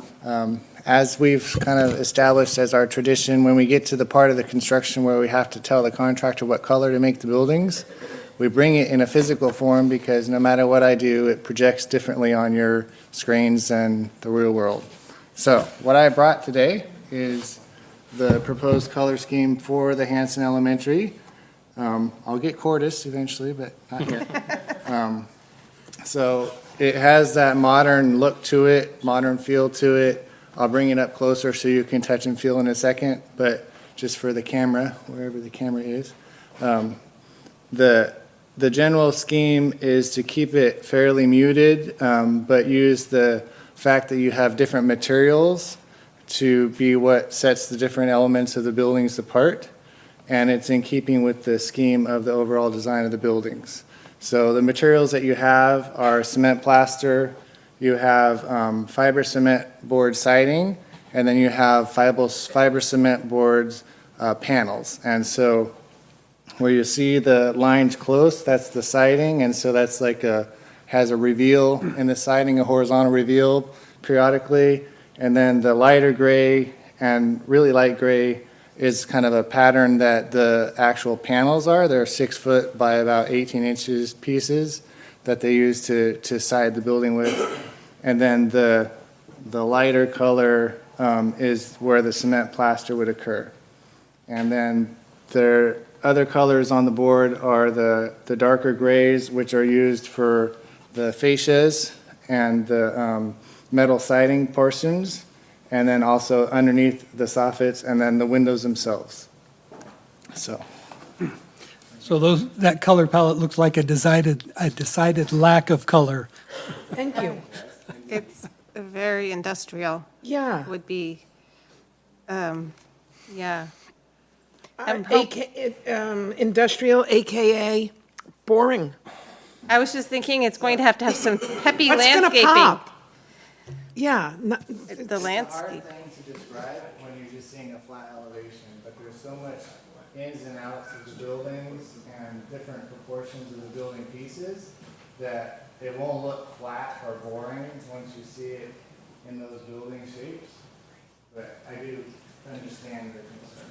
Well, so my concern is that while I can appreciate the value of modern art and the real interesting and intricate depth that you're going to go for with this industrial design and varying textures, children tend to respond really well to color. And this wouldn't make me want to go to school. I'm just being honest here, Wes. Just gonna throw that out there. Could something be replaced to put a little pop in there? And indentations and shadows and stuff don't pop. So constantly walk a line, right, where we can add pops of color, but the minute I do that and I pick that color, there's a chance with the long wall of the building that that color is going to become very dated and very obnoxious to some over time. An example of that would be there's purple and teal painted at Bethany Elementary School, which at the time purple and teal were in vogue. And I actually walked the site with Debbie, and I asked her, I thought maybe she selected it because she was the opening principal and she hated it. And I guess it caused a controversy, at least a small one in the community. So just reinforcing Wes's point, This might be putting the cart before the horse a little bit, but I would like to possibly examine the possibility of tying whatever the school colors are a little bit into the school design. So can I tell you my idea for doing that? And again, it's a minimal touch because if your school color changes, you don't want to have to change the whole building. And so on the buildings in various places, and you can't see it very clearly, but if you look closely on this wall, which is the main wall of the front of the campus, there's the large letters similar to what you have on the wall behind you that kind of say core to person. You got me set. Hanson Elementary. And so that's where we were going to introduce the green. That the school color is on the lettering, and then also on each of the individual buildings, again, there's letterings identifying those buildings so that it's there, it's tied in, but it's not part of the overall exterior scheme itself. And then where we really go with the school colors is inside the multi-use space. And so that's where you see in the bleachers, in the striping, on the walls, you'll see all those school colors. Okay. So the interior hasn't been decided yet. This is just exterior. Is that correct? The interior has been decided. Okay, so what's the interior going to look like? The interior has more color than this. Okay. I almost brought it with me, but I didn't want to muddy the water with green. That's okay. If the interior has more color, then I might. The interior colors, Noelle, I don't, if you want to speak to your knowledge of it, she has seen it at least. So. But the interior color scheme is similar in terms of it's more modern, but it is not as muted as what you see here. It has more pops. and don't forget there's going to be landscaping, It's all and about the that softens things up a little bit as well. It's still very industrial. If you remember when we were first designing this, some of the comments were, it's very right-angled, and we made some changes to that. So just my own personal opinion, this equates to all of those right angles. It's very industrial. It doesn't say It's hard to elementary see school. in the elevation, but this from here to here is actually a radius wall coming out at you. Right, no, I'm talking about the colors. I know that. I know we addressed it, and I was fine with the changes that we made. I'm just saying, I'm equating these comments that was very industrial, and to me, this is very industrial. It's not a warehouse, it's an elementary school. It's gonna have lots of windows though, so it'll provide lots of light. I think I don't know. So am I allowed to say, can you trust your architect? I think it's great, Wes. Yeah, you saved me, Noel. You see the interior color scheme does have color. Okay. Not a lot of color, but certainly more than this. You're definitely going for the neutrals this year. Yeah, and again, you know, the goal from the beginning of each of those campuses is to make sure each campus has its own identity. And so, you know, we have put, the high school is very much like this building with a lot of warm tones. And Altamont is Craftsman, it has the colors that it has, the grays and the greens. This campus would be the most unique in terms of this color scheme. And then we can revisit it again when we get to Cordis. Okay, so here's my concern, and you can reassure me and then I will be happy. The one thing that I don't like with all this gray is that it starts to look very industrial warehousey / Not boring. Well, you can tend to get toward sort of like the prison sort of look. Okay. And I don't want it to look like that. No, I don't either. And Okay. so, one of the reasons, for example, that we have multiple colors of gray Mhm. on these panels is because we don't want it to just start to read as just solid blocks. Okay. We want to have that playness, the flavor.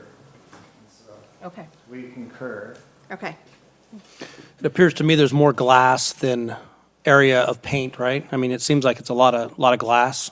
Yeah, there's large windows on these buildings. I think that will mask some of the Yes. It will make it look more stale open. or yes, yeah. Some of the grayness. Grayness, yes. Thank Okay. you. All right. I'll trust you. Twist your arms in it. Yeah.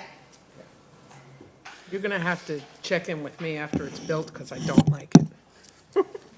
I'm only one voice of five. I Sharon, don't Sharon, like it. Sharon may insist that you're out there with a bucket and a paintbrush. And some polka dots for you.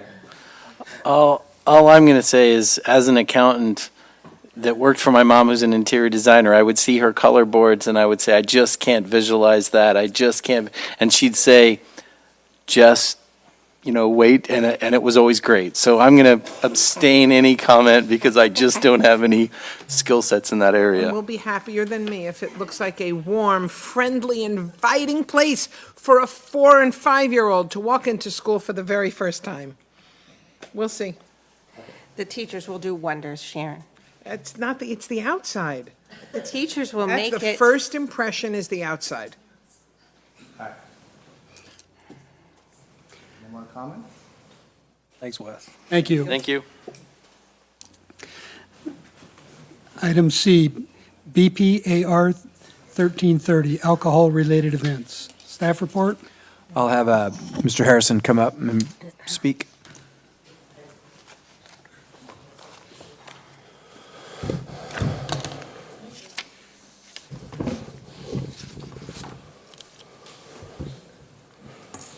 I've gotten to that point where I have to use these cheaters now, sorry.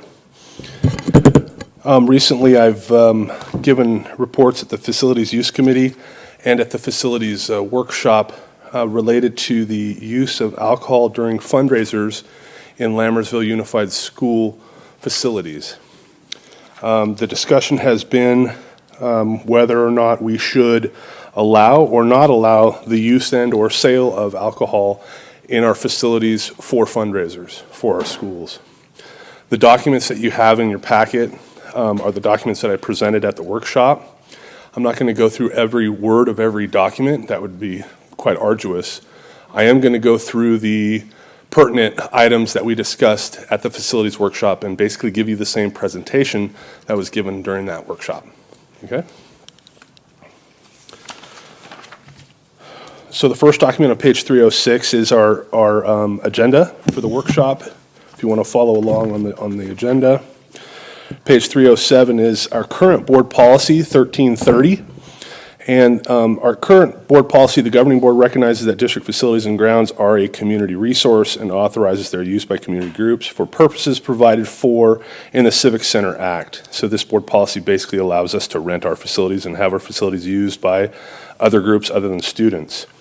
The other thing I pointed out in our board policy that will be brought up later in this presentation is on page 308. If you look at the legal references, the Business and Professions Code 25608, alcoholic beverage on school premises, is mentioned in our board policy 1330 and furthermore in our AR, which will come later. Can I ask a question about our board policy? Yes.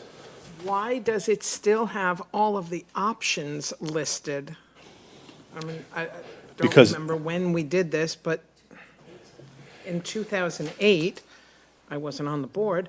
I was. Didn't the board have to pick one of the options?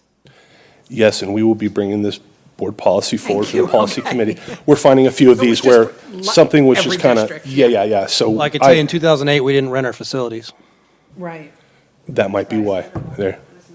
So we'll probably need to update this pretty soon. Yes, ma'am. Okay. When we do 1330 AR and the Yeah. board policy together, yes. Yeah. Okay, thank you. Yes. And turning the page to page 310, This is our current Administrative Regulation 1330. And I'm going to skip to the pertinent points when it comes to the use of alcohol in our facilities. If you go to page 311, where it says restrictions, this is our current administrative regulation. It says school facilities or grounds shall not be used for any of the following activities. 1, any use by an individual or group for the commission of any crime or act prohibited by law. Any use which is inconsistent with the use of school facility for school purposes, which interferes with the regular conduct of school or work. And then 3, this is the one that's germane to us, any use which involves the possession, consumption, or sale of alcoholic beverages or any restricted substances, including tobacco use. That's in our current administrative regulation. If you turn the page to page 313, this is the business code that was mentioned in the board policy previously, and this is Business Code 25608. In the first paragraph, and I apologize I'm reading to you, but I want to make sure for accuracy that I represent the information accurately, okay? A reads, every person who possesses, consumes, sells, gives, or delivers to any other person any alcoholic beverage in or on any public schoolhouse or any of the grounds of the schoolhouse is guilty of a misdemeanor. This section does not, however, make it unlawful for any person to acquire, possess, or use any alcoholic beverage in or on any public schoolhouse or on any grounds of the schoolhouse if any of the following applies. So most of the applications here, the numbered applications, refer to community college use. If you turn to item number 17, that's really the item that refers to our high school use. And that is the alcoholic beverages are, not high school, school district, sorry. The alcoholic beverages are acquired, possessed, used, or consumed pursuant to a license or permit obtained under this division for special events held at facilities owned and operated by an educational agency, a county office of education, superintendent of schools, school district, or community college district at the time when pupils are not on the grounds. As used in this paragraph, facilities includes but are not limited to office complexes, conference centers, or retreat facilities. Now, the next item I brought forward to the... Could I ask you a question about yes. this one? Because I know you've studied this far more in depth than I have. That section does not talk about the sale of alcohol, but other sections in there do. Yes, they do. So, and in many of those sections, it applies to community college or an athletic event or things like that related to a community college. right. So it seems that that section would allow us to have alcohol at events, correct? Section 17? I am not going to say that that allows us to have alcohol. Okay. I think we have more interpretation later from our attorneys Okay. that will go into that in more depth, and I would trust his opinion Okay. over my opinion when it comes to that I was just a little section. worried when I didn't see sale in that section. Right. Yeah. Right. Okay. And you're going to find there's some inconsistencies across the CSBA sample and what this business code suggests. There's some inconsistencies. And our attorneys, at the end of this, I'll read what our attorney's opinion is, and they really kind of bring it all together. Okay, thank you. Okay, all right. So the next thing I did is we brought together the where the references to alcohol occur in our facilities use, our rental policy handbook. And this was just to inform the public and the board where and when we don't allow alcohol use according to our handbook. So if you turn the page to 317, under the rules of conduct, it says unreasonable conduct of any participant shall be subject to immediate cancellation of use. This is our facilities. Any conduct at any activity that is deemed offensive, indecent, or contrary to the best interest of the community is classified as unreasonable. Then in bold, smoking, tobacco products, alcohol, drugs, firearms, explosives, inappropriate behavioral conduct of owners, coaches, players, and profanity are prohibited on any school district property. So I wanted to point that out. And then on the following page, on page 318, it's also delineated in our parking lots, use of our parking lots. Organizations that rent LUSD facilities have access to park vehicles in the parking lot. All rules apply to all parking lots regarding prohibition of tobacco and or alcohol use. And then to skip down to the bottom of that same paragraph, alcohol and tobacco are not to be used in the parking lot. And then under car washes, we don't allow tobacco and or alcohol use at car washes either. In any form is prohibited at all times, including weekends and evenings, on all property owned or operated by LUSD. So we limit 7 days a week. Turning to page 319, the high school pool was also added to the pool rules. The pool, as well as the Mountain House High School campus, including the parking lots and grounds, is a tobacco, alcohol, and drug-free zone. And then the next page is the back of our permits. It's page 2 of our issued civic permit. And in that permit, the highlighted section there, you'll note that it says smoking, tobacco products, alcohol, drugs, firearms, and explosives are prohibited on any school district property. So we very clearly delineate where and what and how you cannot use alcohol on our facilities. The next document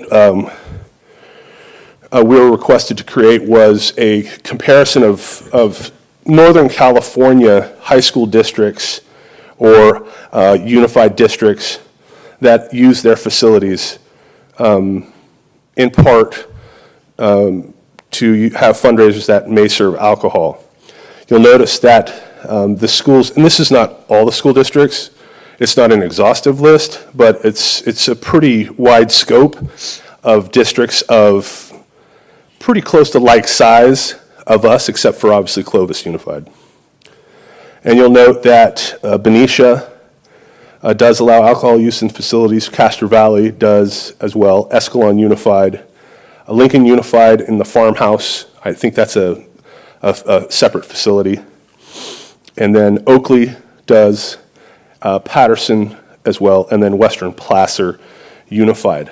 Now, this research was done in October, so this could have changed between now and then. So this research was as of early October. If you turn the page, you'll find Administrative Regulation 1330. This is the CSBA sample that they provide us. And if you go to page 325, this is where they note the business code, and it kind of brings it together here. They note at the bottom of page 325 with the triple asterisk, pursuant to Business and Professions Code 25608, it is a misdemeanor to possess, consume, sell, give, or deliver any alcoholic beverage to any person in a school building or on school grounds unless specified an exception applies. In Assembly Bill 2073, Chapter 235, Statute of 2014, amended Business and Professions Code 25608 to add an exception for cases in which alcohol is served during a special event pursuant to a license or permit obtained under the Alcohol Beverage Control Act at district-owned facilities at a time when students are not present. For this purpose, facilities include but are not limited to office complexes, conference centers, or retreats or facilities. You saw that verbiage earlier. I wanted to read off this next section. It says, note, the district should consult legal counsel and or risk management personnel when determining whether to allow alcohol or district property pursuant to this exception. When a district allows the use of its facilities or grounds for events that may involve the serving of or consumption of alcoholic beverages, it is recommended that rules and or limitations be established to minimize risks to the district and attendees at such events. For example, requiring security guards and or additional insurance, limiting the presence of alcoholic beverages to designated areas, limiting the types of beverages and or how many drinks can be served at a time, specifying the time period during which alcoholic beverage can be served, and there's more than that.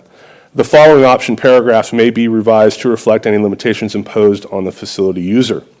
So the next paragraph starts with the word however. This is pretty much the standard language that's used for the other board policies for the other school districts. However, the superintendent or designee may approve the use of district facilities for special events that may involve the acquisition, possession, use, or consumption of alcoholic beverages when the event is covered by a special events permit pursuant to Division 9 of the Business and Professions Code and will occur at a time when students are generally not on the school grounds. I want you to underline, if you can, where it says when students are generally not on school grounds, because you'll find our attorneys had an opinion on different verbiage to use generally or another word, and we'll get to that in just a minute. Any such use of school facilities shall be subject to any limitations that may be necessary to reduce risk. The district may ensure the safety of the participants as determined by the superintendent or designee. If you turn the page, I provided a sample from Patterson Joint Unified, who allows alcohol use in three of their facilities. And if you go to page 329, You'll notice it reads exactly the same as our administrative regulation up to number 3. Number 3 says, any use which involves the possession, consumption, or sale of alcoholic beverages may, or any restricted substance, including tobacco, right? That's a restriction. Then you'll note down below, however, this is that common CSBA language, the superintendent or designee may approve the use of district facilities for special events that may involve the acquisition, possession, use, consumption of alcoholic beverages. And that's the same language that I just read off from the CSBA sample. And then if you turn the page to their exhibit, Patterson's board policy, their exhibit for 1330, on page 335, they additionally added any event in which alcohol is served will require security staff. They added that a little bit later.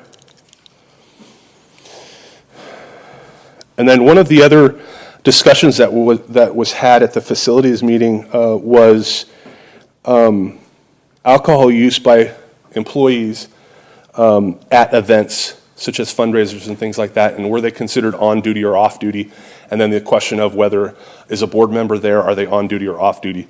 So Board Policy 4020 answered those questions for the committee.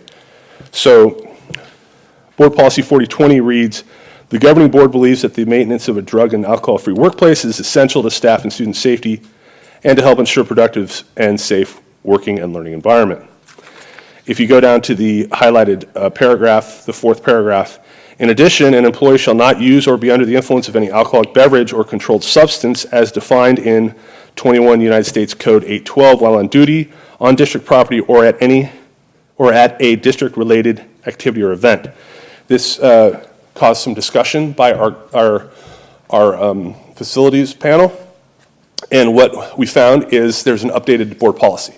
So I'll go through that next, defining in a more comprehensive way what staff may or may not do on school grounds. So if you turn to page 339, which is the CSBA sample, Board Policy 4020, it reads the following optional paragraph under the note, the 3rd note. The following optional paragraph prohibits an employee from being under the influence of alcohol or a controlled substance while on duty and should be modified to reflect district practice. Then it reads, employees are prohibited from being under the influence of controlled substances or alcohol while on duty. For purpose of this policy, on duty means, so they define what duty means, which is great. On duty means while an employee is on duty during both instructional and non-instructional time in the classroom or workplace at extracurricular or curricular activities, or while transporting students or otherwise supervising them. Under the influence means that the employee's capabilities are adversely or negatively affected, impaired, or diminished to an extent that impacts the employee's ability to safely and effectively perform his or her job. So that clarified quite a bit, Board Policy 4020. And then if you turn the page to 343, you'll see that we have, this is our draft updated board policy that's going to go to the policy committee that reflects that same language where it's highlighted that I just read.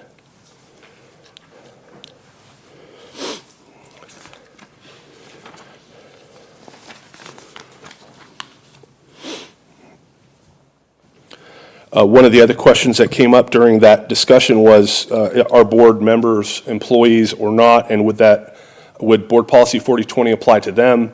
I put in here Board Bylaw 9000, they are elected officials, not employees, so 4020 would not apply to them in that aspect, right?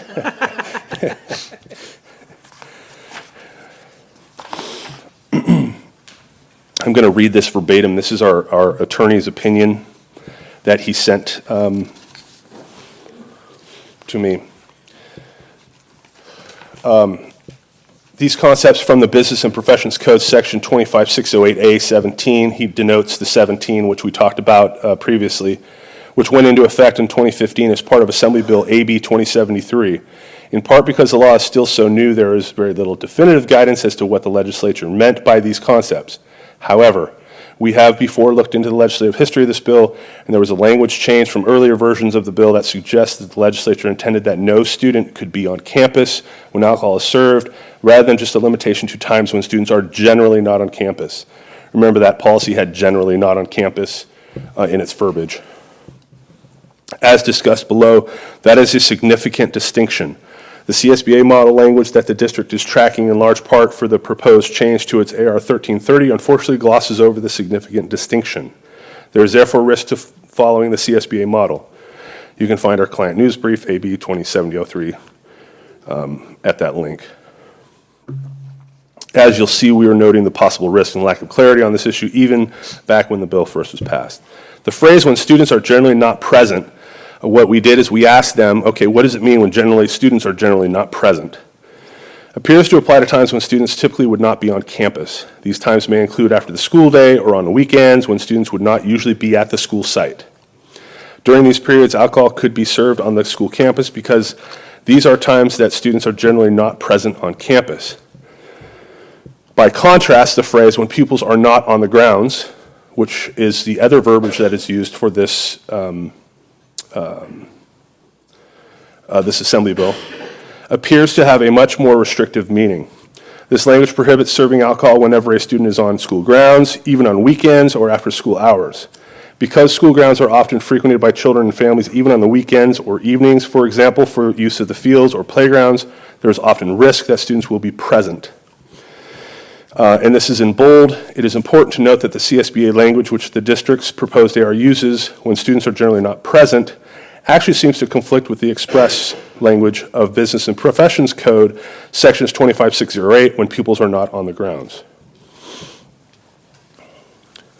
Try to shed light on this distinction, we turn to the legislative history, section 25608A17. The actual language of the statute allows use of alcohol on school grounds if the alcoholic beverages are acquired, possessed, used, or consumed pursuant to a license or permit obtained under this division for special events held at facilities owned and operated by an educational agency, a county office, et cetera. That's the language that we saw in the 25608.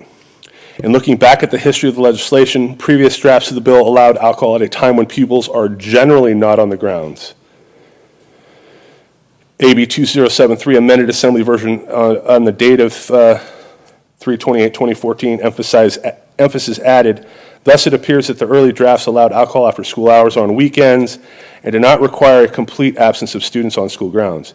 Significantly, the word generally was removed prior to approval of the final bill. This change supports the reading of current language that the legislature intended for this exception to apply on only if there are no students present anywhere on campus at the time alcohol is distributed.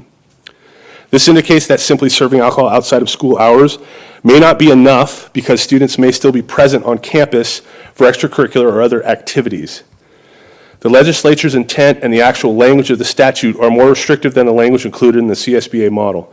As noted in the client news brief reference above, another important distinction is that parallel laws addressing alcohol on community college grounds are more general, again suggesting that the language in section 25608A17 is a complete bar on serving alcohol on campus if any students might be present elsewhere on the school grounds. And this is where he gives us our choices. The district thus has a choice. It can move forward tracking the CSBA language and have the broader language of generally not on the school grounds, or it can track the statutory language and the apparent legislative intent and have the more prohibitive when pupils are not on the grounds. The safer approach is the latter, since it is more directly tracks the statute and is consistent with the legislative history. Violations of section 25608 carry significant risk, as serving alcohol on campus in a manner not authorized by the legislation constitutes a misdemeanor. If, for example, a booster group comes onto campus and serves alcohol at an evening fundraiser with an appropriate license to do so, and any students are found elsewhere on the school grounds, the individuals running the event could face criminal sanctions such as fines and could also be barred from holding future events on campus. That said, we are aware of other districts who have adopted CSBA's generally language and who we believe are likely not applying the more restrictive reading, such as the list that I gave you previously, right? It may be unlikely that a local district attorney or police department would be concerned with the booster or other group serving wine at a fundraiser after hours on campus. However, there is still risk there for the reasons mentioned above. Our recommendation would be therefore to be To remove the word generally from the regulation and to read the statute in a more limiting fashion. If the district or group using the district's facilities want to ensure that no students are present, it could seek to patrol the school grounds during the event and ask any students to leave the school grounds. That, however, may be a practical challenge. So that's our legal opinion. The last document that I have for you is a draft of AR 1330, where we created some language that could potentially be used if the board chose to do so. And it reads, once again, starting under restrictions, after number 3, and starting with the word however, I stayed true with their use of the word however at the beginning of the sentence. However, the Facilities Use Committee may act as a clearinghouse for district facilities for special events that may involve the acquisition, possession, use, or consumption of alcoholic beverages when the event is covered by a special events permit pursuant to Division 9 of the Business and Professions Code and will occur at a time when students are generally not on the school grounds. The Facilities Use Committee will submit any special events that may involve the consumption of alcohol that meets the facility use criterion to the board for formal approval prior to the event. And the other addition that was put in there was further down on page 356, the second to last paragraph. Groups or organizations who have formally approved by the board to consume or distribute alcoholic beverages within school facilities must provide security at a 50-to-1 ratio of guests to individual security guard.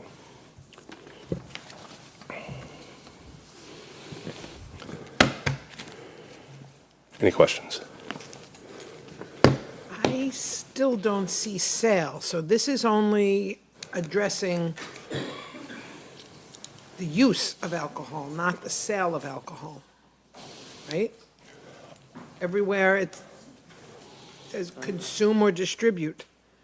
Correct. And I see that throughout all the documents, except that very first one that talked about sale in a different, for the community colleges, not for unified school districts. Correct. Okay. I'm not sure that for this purpose, the word acquisition couldn't be interpreted as a transaction of some sort.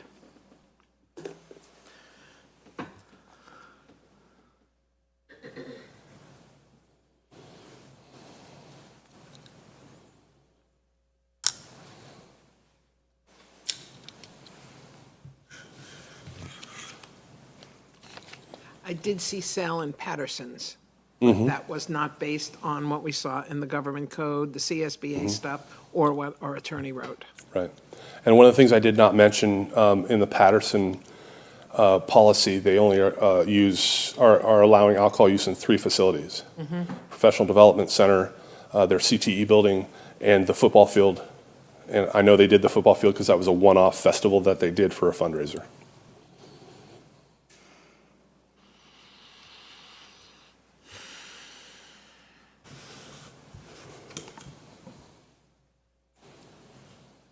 I apologize. I'm trying to review. I did not, as I was reading it, I didn't interpret I didn't conceptualize the distinction between distribution, consumption, and sale. So It took the third time that I read the government code to catch that, because it was mentioned only in a couple of places, but not most of them.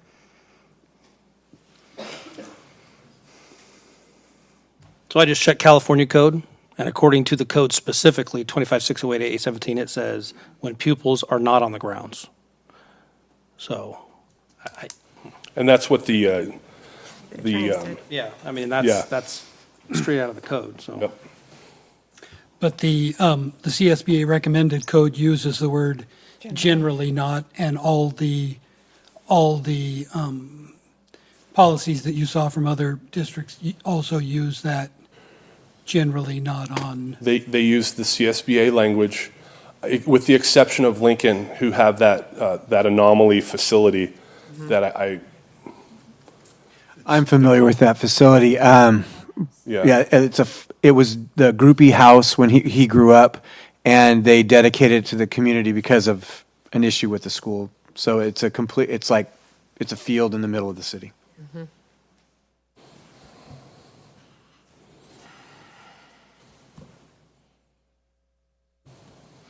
Going back to, I think it was AR 4020, where it talks about employees consuming alcohol at school-related events. So right now, my brain is going to off-campus stuff. I'll use the crab feed as an example. The way I read the AR, employees who are drinking at the crab feed could get in trouble if you read it word for word the way it's written. The With the That's a current, school- current. The Yeah, current board policy 4020 is outdated. Yes. And it needs to be updated. But it's what we, no, Yes. I'm trying to digest all the information that's in those. Right. Yes, I know, I work in a district where our board policies are even worse. Yeah, that's kind of weird. I mean, because here's an event, it's off campus, it's perfectly legal to have alcohol. But the way that it's written, and we would have to change it, I guess. That All was, those employees that I have pictures of drinking there last year. well, that was the discussion that came up with the facilities committee, that's why they wanted this research done. Yeah, that was their discussion, yeah. Yeah, I That's actually definitely wasn't something that concerned needs to about be me as a changed. board member. I was more concerned about superintendent, teachers, actual employees going to those events and supporting those events and then getting in trouble because that's the way that the policy Yeah. read at the time. Yeah. Librarians. Like librarians. Not to put too fine a point on it.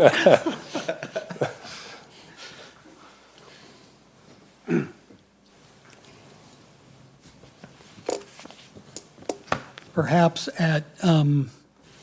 to address Trustee Lampel's question, we could look into and see if there is a need to, or even the ability to insert the word sale into the language. But the government code didn't allow it, that's my concern. The government code that we're using to consider making these changes did not allow it. Well, If it you go doesn't, back it to the doesn't first one. expressly not allow it, it just doesn't Yeah, expressly allow it. If, we don't take comments, I'm sorry, I'm not the president. if I may, Mr. President, I attended an event at Patterson that served alcohol, and the way they did it is they sold tickets. You took your ticket to the place, and then they gave you a drink with the ticket. I don't know if that's the differentiator, I don't know, but that's how they operated. That's the way a lot of well, Lammersville in particular does that at the event, and it's, I think their only reason for that is to have less money changing hands in less places, but there may be a legal reason to do it that way. Yeah, I'm wondering if that's how groups, probably since the beginning of time, have gotten around that rule. I'm a rule follower, Right. and I just want us to do it the right way. And I don't want to yell at anyone at the crab feed. I'm kidding, I wouldn't.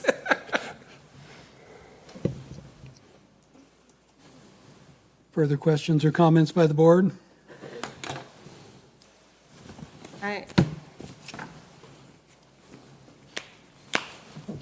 think it will be very difficult if we follow the legal advice and we eliminate the word generally. It will be very difficult for us to follow the rule? To be able to keep students off campuses unless we're using the future building that is not a school building. Because there are too many children in this community who go to schools after hours. And there are too many events that, cross over. I think that's just opening up a big can of worms. As President Pombo knows, I struggled mightily with that verbiage, and that's why I wanted to know what the actual code was rather than interpretive language. And I was disappointed when I heard, the actual language. And at first I was like, wow, just like Trustee Goodrich, like, the actual verbiage in the law is the actual verbiage in the law, and a poorly written law is still the law. And I eventually realized that if you actually take the law the way it's written and you don't interpret it, because I think that's what the CSBA has done, is they've said, well, gee, we think the framers' intent was generally not on school grounds. I mean, why else would they actually promulgate a recommendation if... The first version had that. And I'm like, but even if, let's say we went forward in time and we had the Professional Development Center, and we said when students are not on the grounds, a student could still walk on to the parking lot of the Professional Development Center when the event is going on. It would be impossible to, meet that litmus test and say there's just no way, it's not possible. So, I kind of walked myself back to, it doesn't matter, to me, it really doesn't matter whether we have the word generally in the policy or not. We have a responsibility to make sure that students are not going to be on the premises. And when I say make sure, I don't mean can't step on the premise, can't walk through the parking lot, because you can't stop them. You have to turn them away when they get there, right? And if they're on the parking lot, they're on the premises. And so if that's the litmus test, then there was no point in drafting the bill. There was no point in passing the law, because it wouldn't be possible to enforce it. So I ended up, and I've thought about this a lot, coming to the conclusion, like, okay, if we are going to do this as a district, then we need to take significant steps and have make the organizations understand, what, if you want to reserve a facility, and right now we don't have a professional development center, it's going to be a multi-use room. If you want to reserve it and there's other events going on, we're going to tell you no. If there's other events going on, that we're going to have to kind of carve it out. And I think that the site principals are going to be, involved in that timing. Because if the principal says, no, I've got volleyball and I've got basketball and I've got this and I've got that, and basketball can be on the parking lot, so I think it's, if we do this, and I totally understand the reasons for doing it, we're going to have to thread that needle and take significant steps to make sure that students aren't on campus. And the timing may be inconvenient for the organizations, but if they want to do this, they're going to have to work with us. At least that's my opinion. I'm not speaking for the board. I'm speaking my opinion. I want to pass something on to the board. I learned today, I didn't realize it, but PTAs are not allowed to have any events with alcohol. So I didn't know that. So Altamont could never partake in this, even if we had a policy. I didn't realize that until today. Unless they dump PTA and went to a foundation, of course. Is that, that's nationally, Yeah, it's not a just national California? PTA law. Yeah, it's a national Oh, PTA that's, law. I just, rule. I didn't know. That's the part of rules the PTA had to rule. follow. I didn't realize that. Yeah. So I was. So then, according to that rule, a PTA couldn't have a crab feed at a public hall and serve alcohol. Correct. That's Correct. what I'm hearing. Yeah. I just wasn't aware of that. I wasn't either. Is there any further discussion by the board? Just a request, if this goes any further, as far as drafting a policy, I request that council be present so we can ask questions of council. All right. I would like to ask the board for consensus to move it with the proposed language, which includes the word generally, on to the policy committee for polishing up, and then see where it goes from there. I don't like having the word generally, and I think it was easily addressed by our attorney's comments, or it was somewhere that said, you know, you would have to expect the security person that has to be hired to patrol. Okay, we're not going to get fined because a kid ran across a parking lot. That's a little bit extreme. But that there were kids in the multi-use room, there were kids in the gym when the alcohol event was in the multi-use room at the high school, that's different. But a kid running across and some kids hanging out on the campus, that's the job of the security person. As they're doing their rounds, they're not just going to stand in the event all night to make the kids go away. In support of Trustee Lampel's comments, I mean, when it comes to the board, as I look at an event and it's granted, it's 1 vote out of 5, right? But as I look to an event to say, am I going to vote in favor of it, I'm going to be asking the question, what steps have we taken to make sure that there aren't any other student events on campus? So I don't think that really, because that's the way, at least from my perspective, having the word generally in there versus not having the word generally in there doesn't change whether I'm going to approve, whether I'm going to personally vote for the event, because I'm going to be, I have the expectation that we're going to be taking steps to make sure students aren't on campus. Well, unfortunately, I don't think that we can draft policy that we say, well, we, the board, understand what this policy means, because none of us are going to be on the board forever. So we have to draft policy that says what we want it to say. I agree with Sharon. I don't feel comfortable drafting language that goes against what council says. I mean, the statute says one thing, the attorneys say one thing, and, if there are going to be students on campus, there can't be generally no students on campus. It needs to be that there are no students on campus, not generally. Well, I'll say as far as CSBA is concerned, I'm very upset. I'm hoping this is an oversight on their part, but writing a sample policy that doesn't mirror the law, that's wrong. Mm-hmm. And I agree with, I don't know why they would do that, but in the policy, it references the business and profession code. That's law, state law. How can we violate state law in our own policy? Now that we know that we've read the law, how can we do that? I don't think we can. I don't think it's right. And I will be following up with CSBA tomorrow on this and find out why they're not mirroring the law. Well, perhaps you can bring that, whatever information you get from CSBA, forward to the policy committee and see if it's just their interpretation or just their oversight, or if there is something in law that it does mirror.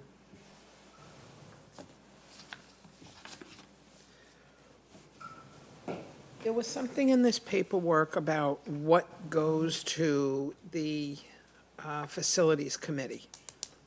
Trying to remember. Was that out of the piece that's out of the facilities handbook? Yeah. Yeah. No, it was in the policy. It was in the That was the sample AR 1330. 1330. It was the sample. What page is that? 355. And are you referring to the Hard when you scroll. to the part where it says that the facilities committee would act as a clearinghouse? Yeah. And that one. I will go ahead and interpret that. Well, if we were going to move ahead with this, I remember in conversation that this board has had that the alcohol events will not go to the facilities committee, that they will come to the full board. What I believe it means, and correct me if I'm wrong, please, is that the first step is to the facilities committee. Mm-hmm. And if we don't say no, then it would come to the full board prior to the event For approval. for approval by the full, for formal approval by the full board, rather than the custom that sometimes facilities get okayed before they come to the full board, or sometimes fundraisers get okayed before they come to the full board. This would be an exception to that practice where it must come to the full board for full board approval prior to the event. And if you file late, tough. That's right. Okay. Is that, The discussion was that the facilities would vet all facets, not only the alcohol and the licensure, but the use of the facilities, that they had security, that they did everything correctly. And if none of that, and they had the date right, and if none of that was done correctly, it didn't get to the board anyway. But if all of that was done correctly, then it would go to the full board for vote, was, I believe, the intent of that. I believe so.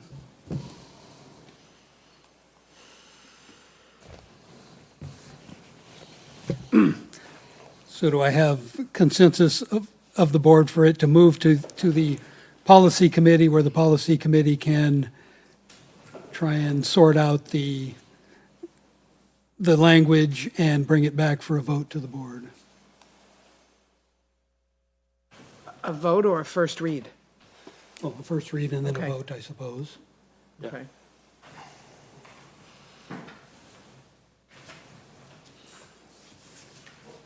And just for clarification, you said policies committee, so let's be clear. Were you said meaning intending to say facilities committee or policies committee? Both.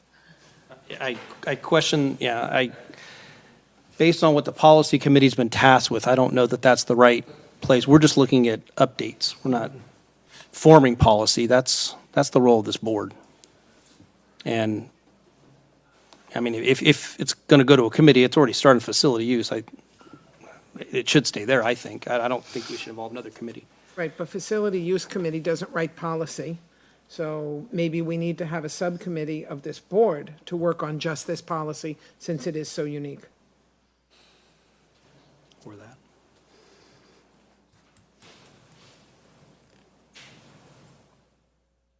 I don't know, I mean, the facility use, they don't write policy, but they could propose policy. Sure they can. I don't know, I'm okay with that. I mean, I think we have a shell of a policy, and we have changes that we need to make to the policy at this point, that the facilities committee could take under advisement and make some corrections and bring to us, perhaps. I'm there. Or first read. We can do that. If Trustee Balzerini would touch bases with the CSBA, and I will let you know, I will let the entire board know whatever I find out. I'll contact them tomorrow. all right. Very well. Further discussion on the item? Calendar, Wednesday, February 7th is our next regular governing board meeting. Wednesday, February 14th is the Wellness Committee here at 3:30. And Thursday, February 15th is the DLAC meeting at the Lammersville MPR.